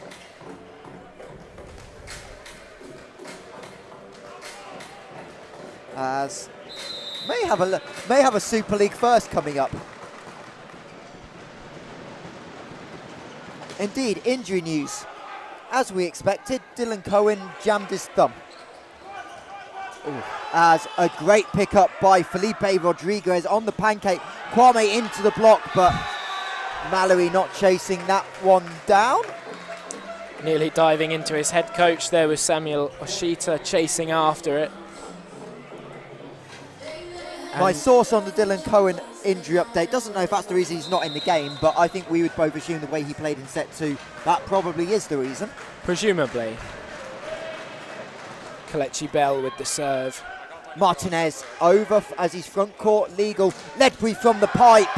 And Logan Carr can't line up the block. It's another back and forth start to this fourth set. Both sides siding out. As we're at 6-5. The Knights with the lead on Bell's serve. This one going long.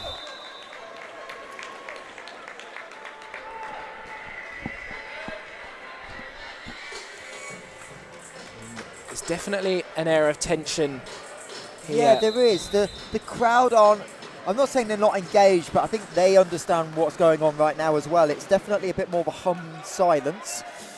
As the ball way out to Freer, he misses the hands. Martinez instantly knew he was nowhere near that one.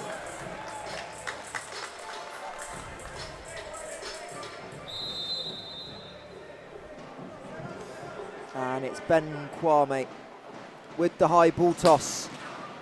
And sends that one way over. Hey, Kwame serving better in set 2 and 3, but definitely had the struggles in set 1.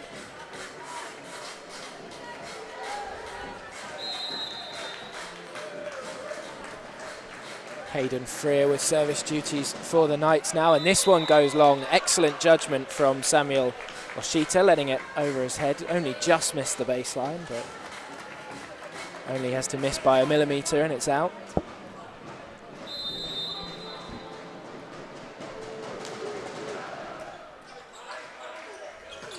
As the middle attack perfectly run for Bristol. Olafs couldn't line it up and trap the movement away to the left.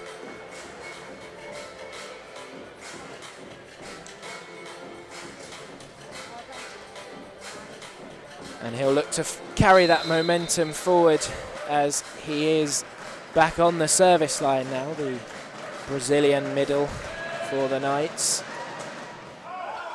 As the ball swinging out of play.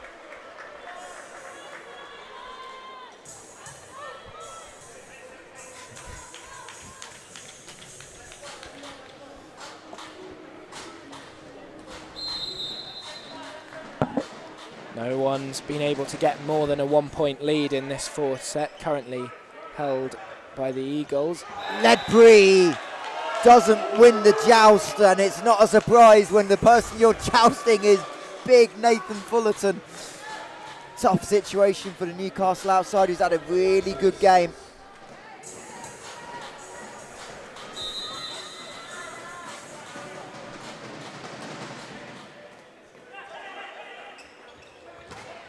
As Matasenyoks with the monster block. Henrik's got a touch, but no Newcastle Knights player was anywhere in the vicinity to chase down the second touch. And Malory trying to force a decider for the second year in a row. Thought Henriks was going to do a cartwheel there off the back of that touch. One-handed tip. Bell goes down the line, misses the sideline.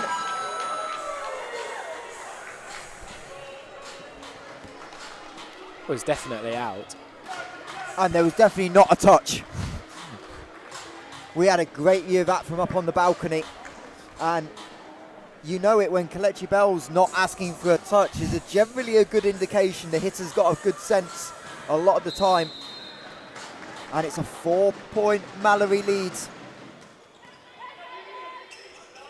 As that's overpass, Nathan Fullerton needs no second chance. And Sam Shenton looks frustrated, and all the momentum from Newcastle has disappeared, and we are racing towards a set 5. Yeah, well, we're going to take another look at that Nathan Fullerton kill off the overpass, and if there is one person that you do not want to put an overpass to, it would be Nathan Fullerton. I said just a few minutes ago at 9-8 that no team had had a 2-point lead. Well, since then, the Knights haven't won a point. And it's now 5 clear, the Eagles at 13-8.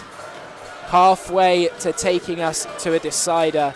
Can these two teams play out 2 5-set thrillers in 2 consecutive opening weekends?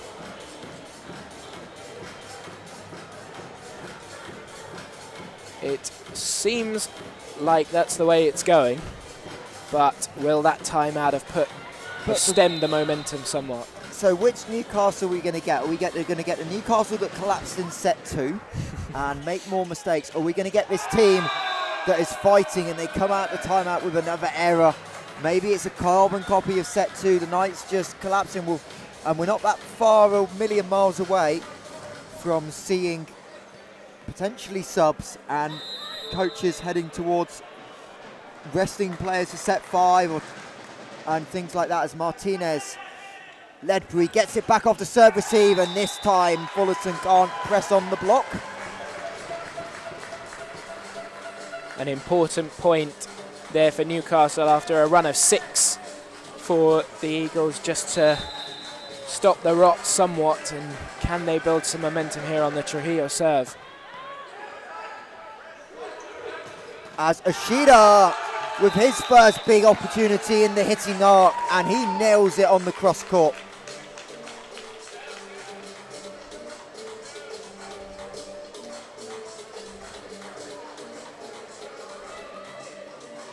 And great to see, Xander, that you've managed to find us. All the fixtures for the DYNAMIK Men's Super League and Malory Women's Super League over on the Volleyball England website. And a new feature this year on the website as the Knights win the point is any game and all games in Super League getting streamed, and everything should be getting streamed. There will be a link directly from the fixtures page directly to the stream link. So if you cannot make it in person, easy to find this year. Great addition by the Volleyball England team over the summer break. As Ledbury, Kwame, pinch, perfect pass. Matas Jenyoks off the block of Smith.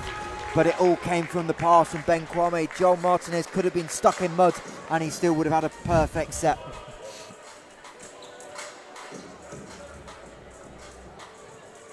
Will be Matas back to the line as there's just a bit of a discussion between two of our officials here. Can't quite tell what that's about, but... But just checking the antenna, I believe again, it does. It has definitely, feels like it's shifted. James Ledbury just checking he's happy with it. Ben Kwame doing the same. Good proactive officiating by our side judges. As Matashenyoks misconnects on the serve. You can hear, even from here with our headphones on, you can hear the contact wasn't crisp.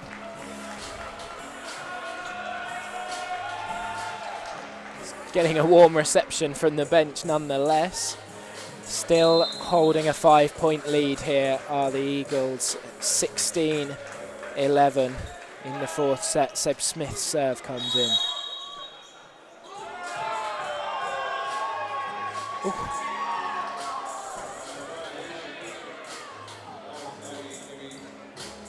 Oh, that's an interesting one. So what they're saying is, as Malory turned to play the second ball, but he stepped over the centre line, so it's a centre line violation.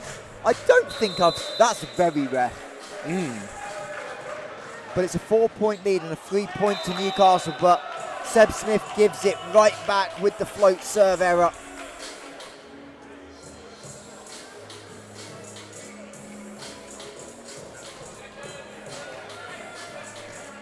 And now the big serve of Nathan Fullerton, trying to extend that lead even further. Fullerton, Ledbury with a great reception. Bell into the block of Kwame.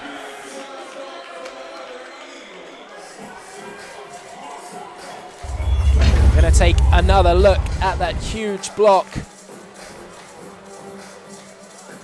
That must be Kwame's 6th or 7th block in this match, I think. He's definitely getting up there in block, along with Nathan Fullerton as Angus Hendricks, maybe with the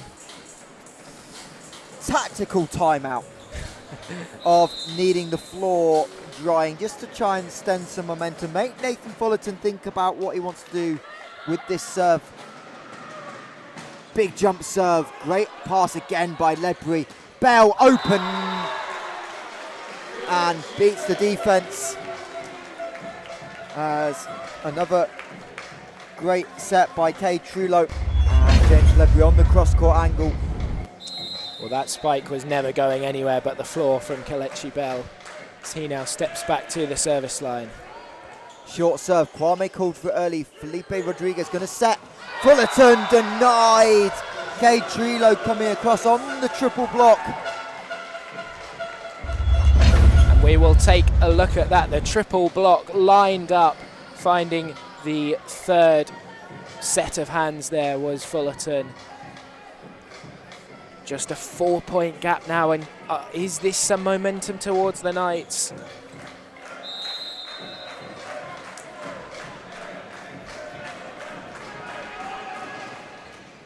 Rodriguez. Kwame splits the block, overpass, and Logan Clark buries it, and that might just be some talking to. Both captains getting called to the net. I'd quite like a mic on this one. But I will say that was maybe a little bit unnecessary by Christo. Yeah, he took the net down with him after attempting that solo block. But it is a 5-point lead once again, and it's Ben Kwame back on the service line.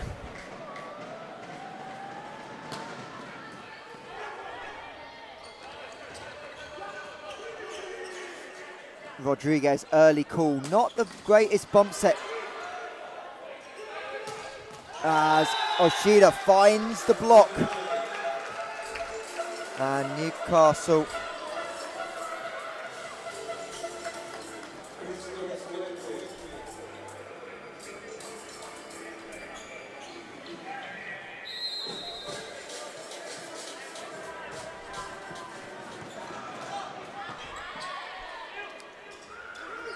as Ashida gets his revenge, splits the big block, and it's with the lineup of Trujillo and Gordon on the double sub, it's a very big block at the net.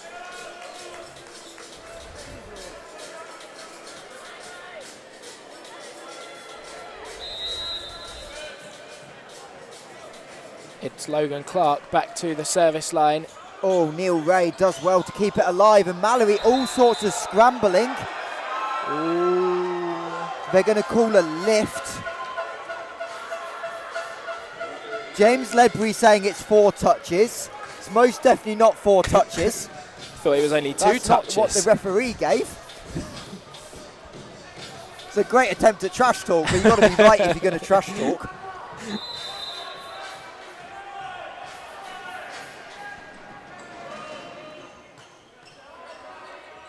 As Matasenyok's into the block, recycled. Great touch by Kwame. Oshida into the triple. Great piece of hitting. Yeah, you mentioned the touch from Kwame there. Full stretch above his head. Just poking that ball up and keeping it alive. The crucial play. And it's now set point. 8 of them. Snuck up on me slightly. I didn't realise they were that close. Martinez goes line. Ledbury plays it. Ray back set for Gordon, who wipes it off the head of Matasenyoks. And another double change here. Reversing the double sub. Puts Cade Trujillo on the service line. Well, he'll need to win 7 points in a row at least on his serve to keep them in this 4th set. If not, we are going to a decider.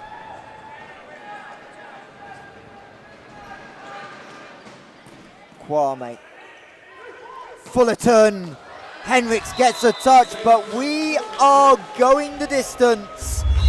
For the 2nd year in a row, Malory Newcastle going 5, and here's the point, Nathan Fullerton with the big swing.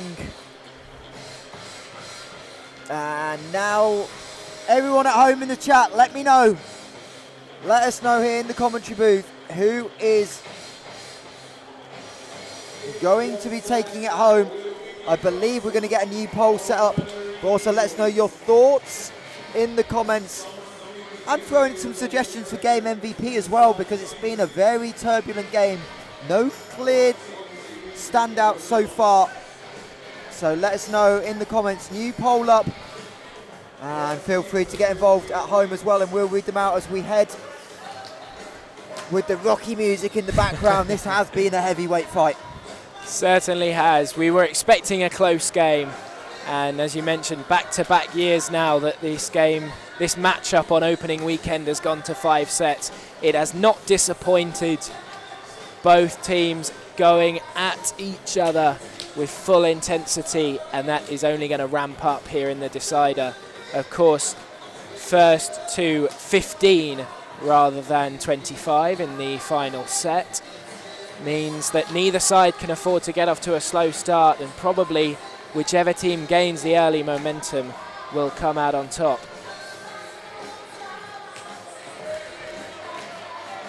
So we see the current set scores. Newcastle winning 2 very tight sets, 26-24 in the first, 25-23 in the third. The Eagles, their sets have been slightly more comfortable, 25-15 the second and 25-17 that previous fourth set. But here we go. Malory again delayed on the lineup card. Sam Shenton just finishing his.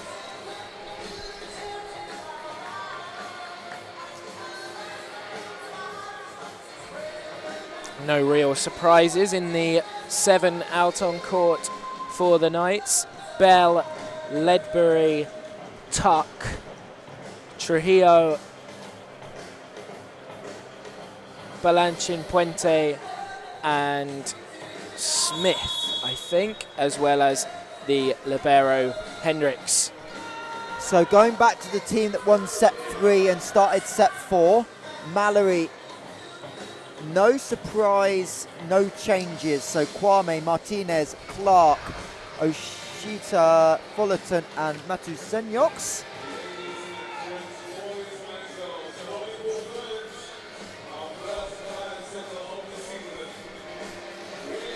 Well, as being announced in the stadium, the first 5-set game of the year, and the Newcastle Knights definitely with more support. Can they use that to their advantage to get home here in the crucial moments? Great to see Malory libero from last year, Remy Corday in the chat, presumably back home of some sort of early morning in Canada. Don't know if he's East Coast or West Coast, but it's definitely morning out there. Martinez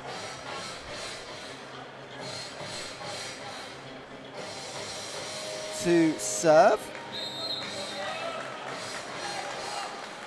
We'll have a quick look at the poll results in a minute. As middle attack, Seb Smith blocked by Malory. Kwame from the pipe, splits Trullo and Smith, and Ben Kwame with a big point early on.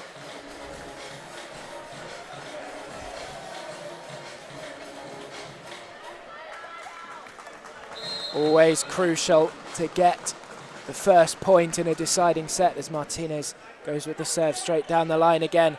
Bell with the backcourt attack. Had all the time to wind that up. Huge dig. Fuller turn and into the roof. Well, he was right underneath it, was Ollie Tuck,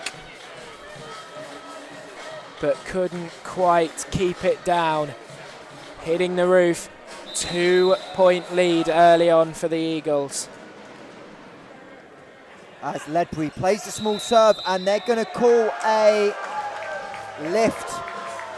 Newcastle straight to the net. It was a catch and throw. It's a double touch can apply because it's not an internal pass. So the rule has to be an internal pass is fine. External, basically going over the net, is not.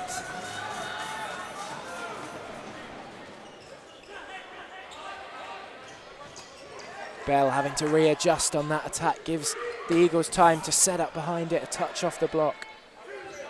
Ledbury, Rodriguez, big pickup. Martinez with a great quick set. Touch off the block. Knights fighting. Malory in system. Oshida off the block. Hendricks is going to get there. And the ball over on the Newcastle side, and that's a monster point. Seb Smith with the kill. Well, what a play there from the Knights, particularly from Angus Hendricks. We have seen him all over the court today, and another huge play at a huge moment there to get their first point of this deciding set. 3-1 now is the Eagles' lead as Smith goes back to serve. Oshida plays it. Oh, that's a bad set. Martinez gets in his way. Martinez is on the deck. Is he okay? He is very slow up, and that's a worrying moment for Malory. Felipe Rodriguez, Sam Oshida just checking in on the set. The referee as well, William Pellegrini, doing a really good job just checking he's okay before we get underway. Martinez says, I'm good. I don't even know who got the kill because I was too busy looking at Martinez, but it's a Knights point. As Fullerton, cross court, Seb Smith did a good job of trying to get a touch on that. But Nathan Fullerton says no thank you, and it's 4-2 Malory. Well, there was some serious heat on that spike.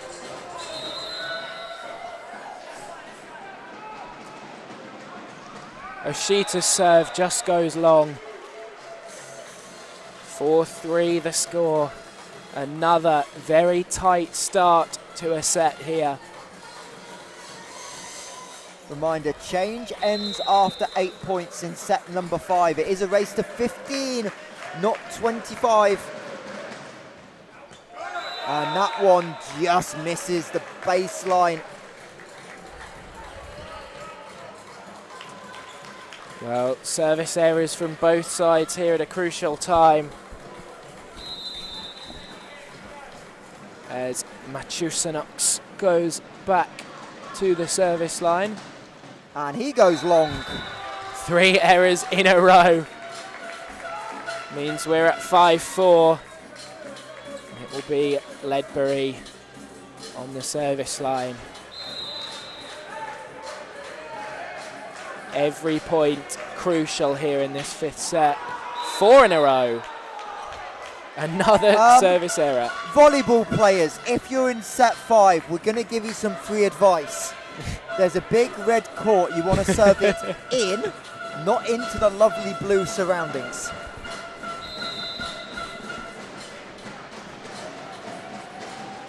Well, is Fullerton going to be able to keep his serving court? That No, time, he's Nathan. Hey, at least it's a different error. That one's in the net. At least it's...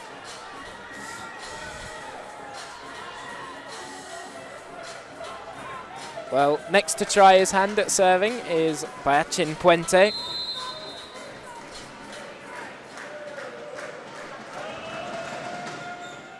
We've got a serve in play, ladies and gentlemen, and we've got Ben Kwame being dug by the middle.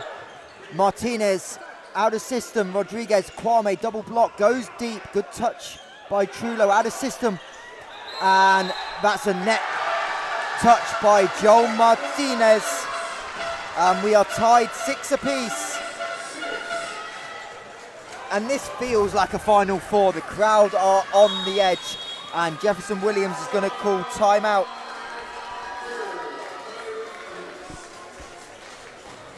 Well, the Newcastle bench loved that point. Gets them back on equal terms for the first time in this set at 6-all. So in this set, we've had 7 errors. And I believe 4 kills. That leaves me 11 points. I've gone wrong somewhere, but you get the drift at home. There's not a lot of points being won right now. Which just shows the tension and the nerves are reaching these players in a crucial 5th set. Both sides will be desperate to get their season off to a winning start. So you can understand if these players are potentially pushing it slightly too much. And it's another error. This serve just hitting the top of the net and dropping back on the Knights' side.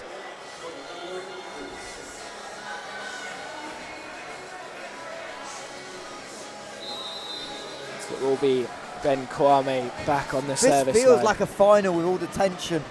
Ben Kwame gets a serve in play. Bell. Big cross-court swing. Delici Bell. Every point being met with a roar from the fans of either side at the moment. The Newcastle Knights fans definitely the loudest. Can they use that? 7-all. Martinez. Logan Clark off the top of the net. Big high ball over on Malory's side. Free ball. Martinez. Fullerton wasn't really in the swing. And Ashida misses. And Knights take the lead at the change and ends. I reckon this is the Knights' first lead. Of the tiebreak it is.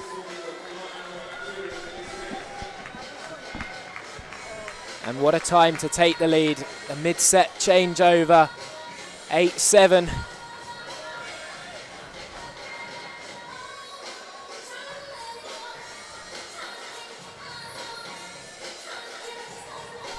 No way of knowing which way this game is going to go. Both sides set up now, as it will be Kelechi Bell serving for the Newcastle Knights. Goes to the float serve. Oshida, that's tight to the antenna and killed off by Smith.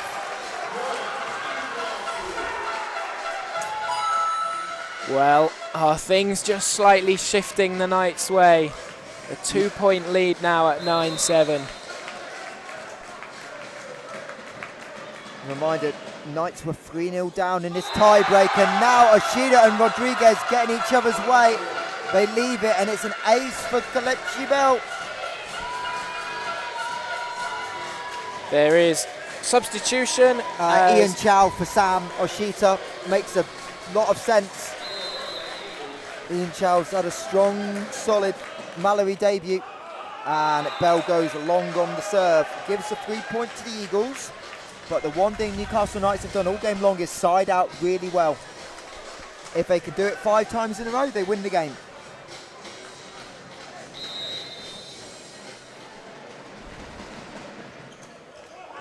Seventh service error of the set. Bell from the back row, and it's going to be a 3-ball given up by Henrich. Logan Clark, the middle, takes it. Chow into the block.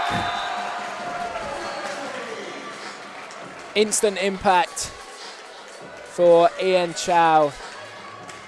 And that all really stemmed back to slightly off serve reception there, as the Knights will take a timeout of their own at 10-9. Right, I would say let's have a look at the chat, but my chat's frozen, so... Oh! I know why. The internet's temporarily disappeared. We will get yours up. As the chat vote 50-50, give or take.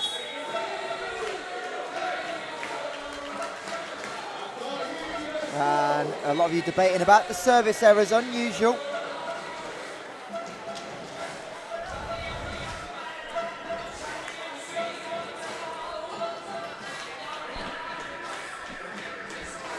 And Malory going to make a serving sub. Martinez out, Yasha in. We saw this sub earlier in the game.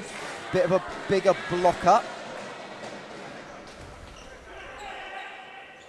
As Bell goes down the line and beats Ian Chow.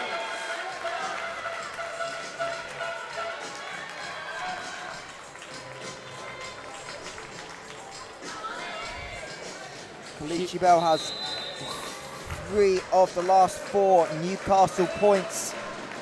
As Ollie Tuck, Ben Kwame, underhand by Yasha, and Fullerton goes to get the block touch. And 10 plays 11. Well, we're at about 2 hours into this game and no clearer than we were at the start who's going to win it. That is a very fair assessment. As a very low serve. Bell goes miles long. Really tough swing for Bell. It was a flat serve receive. And we are definitely now no closer. We are level playing field, 11-11. Sona Yasha.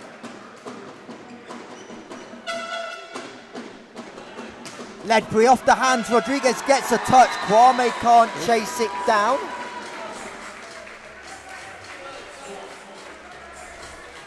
I think that serve would have been going out, but the Knights chose to play it and it didn't cost them anything in the end, as they are going to reverse that setter substitution that was made a few points ago.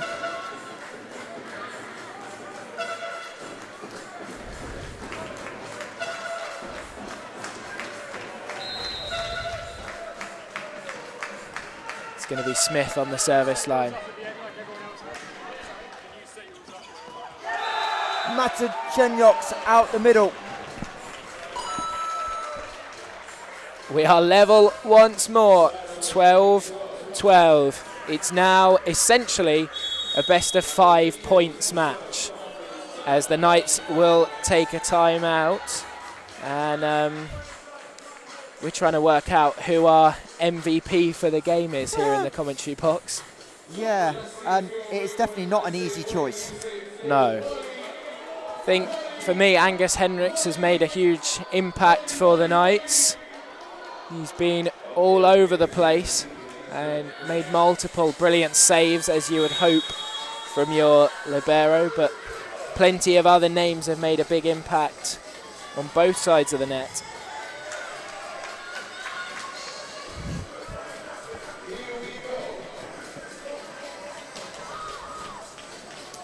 I think we're going with Henricks for the Knights. We'll see. There's a lot of volleyball to be played. Or not a lot, but most important volleyball as Newcastle go to the middle. Another big kill by Crystal.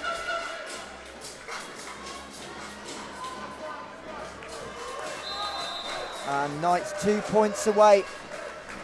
And it's Cade Trulo, the setter on the service line. Rodriguez. Kwame blocked out by Ledbury. That did not miss by a lot. But Kwame will get the kill.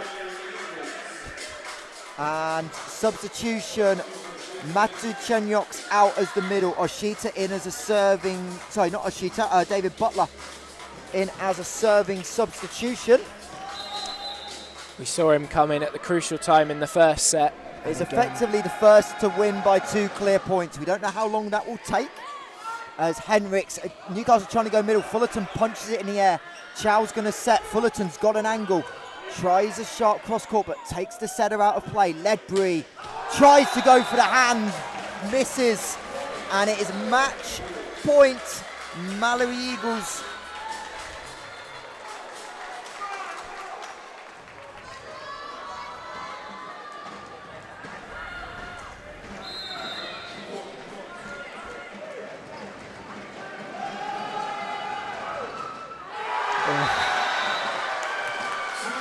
Another service error, this time on match point, and this game goes on 14-all. But it's interesting that Malory have the tiny advantage. You have the serve, you have the reception, so Newcastle have to win 2 in a row. That is an overpass. This is a good chance. Trulo, Bell, Martinez with the dig down the line. Logan Clark plays it over. Jefferson Williams got his hand in the head. The crowd ooh and ah. And Logan Clark with a monster.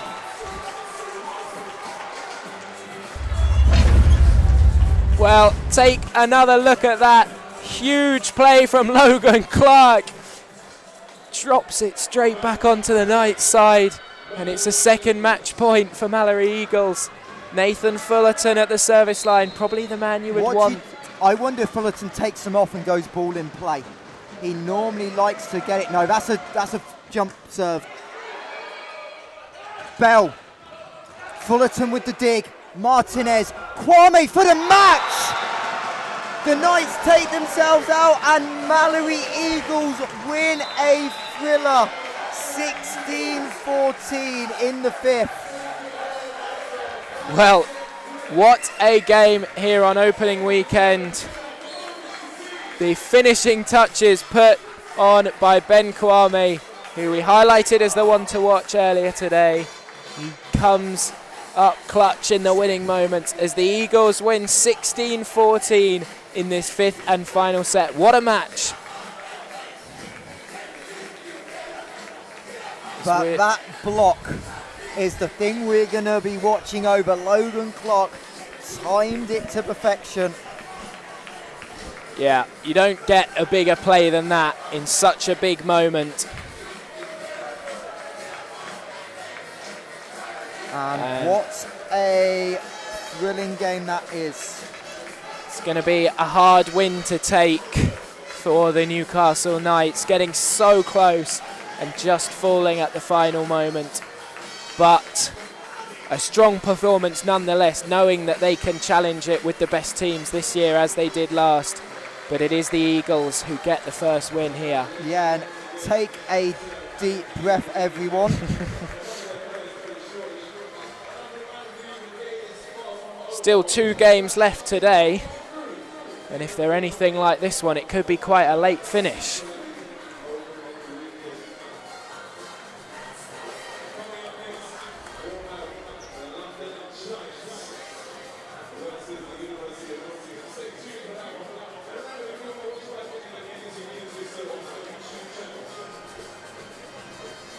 And we'll all take a deep breath. Up next, London Giants, University of Nottingham.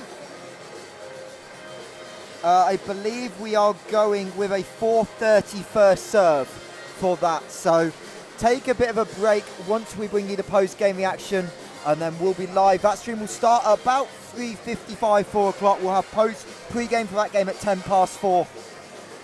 That's not a bad first volleyball game for you, though, is it? No, it certainly isn't. First game I ever watched last year was 5 sets between the Palatinates and the Uni of Nottingham, and then first game in the commentary team, also another 5-set thriller. Yeah, can't ask for much more than that. That game pretty much had everything you could ask for. Correction, 4:20 first serve, so we are going to whisk through this post game. And while we wait for Malory, Nathan Fullerton's going to come and talk to us. I don't think we're going to call it a game MVP for this, because I don't think any of us had a clue where to go, but with Logan Clark needing to fulfill some captain's duties, we want to talk about my monster block. We'll instead have a quick chat with Nathan. But before we do, Oliver, just your closing thoughts on the game. Well, it was a topsy-turvy game from start to finish. The Malory Eagles probably coming out deserved winners in the end.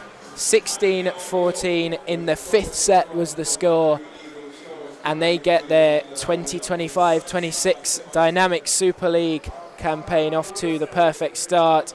Contributions from everyone on the team list. As we said, almost impossible to pick a game MVP, with 5 or 6 players making huge contributions.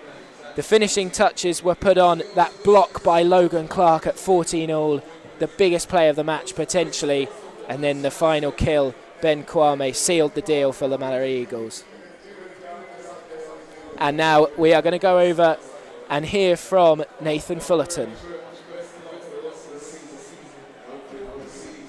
Like making yourselves lives easy, do you? No. We knew in the first game it's a lot of ironing out any errors, gelling with the team. We've got a few new players as well, so yeah, better ways to start it than to put yourself under pressure in 5 sets. So. Yeah, and just talk about the momentum swings of that game, and obviously your leadership along with Logan as well, just trying to navigate a new team, a lot of changes through the highs and lows. Yeah, well, I think, I don't know where to start with that. Do that with a team like we've got, it's so much potential. Everyone we know is Super League certified. They've some from America, some have come from other teams like Bologna. So it's a class team. It's more or less just learning in such situations like that where you still don't know how people react under pressure.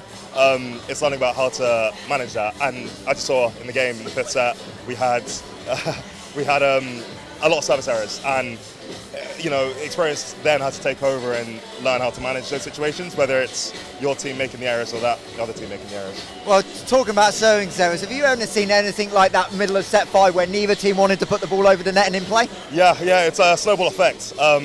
It's basically a game of who blinks first. You tendency naturally to take pressure off, but if you go into a situation like that in the 5th set and you give them a lollipop, you've only just given them more momentum. So it's basically a game of learning not to blink first in that situation. And obviously to close it out, 16-14, how much was revenge on the mind from last year? Obviously you beat them in the bronze medal game, but opening day you won the wrong end of this result. Yeah, it's a 5-setter as well. So yeah, it feels a lot better now that we've taken sort of what we expect from the opening weekend, and then we just tried to put it to work. So very glad we won. Credit to Newcastle, they're a great team. Probably going through a similar situation as us with some new players coming in and a lot of returners. So yeah, we're eager to see how they develop through the year, and we will have to obviously see each other very shortly. And Well, the only good news is 5-setter didn't end at 20 past 10. Yeah. So, but we'll let you go, Nathan. Congratulations on the opening day victory. Thank you very much. Cheers. There's the thoughts of Nathan Fullerton. We're going to take a quick break here from Loughborough. Right up on deck, University of Nottingham will take on the London Giants.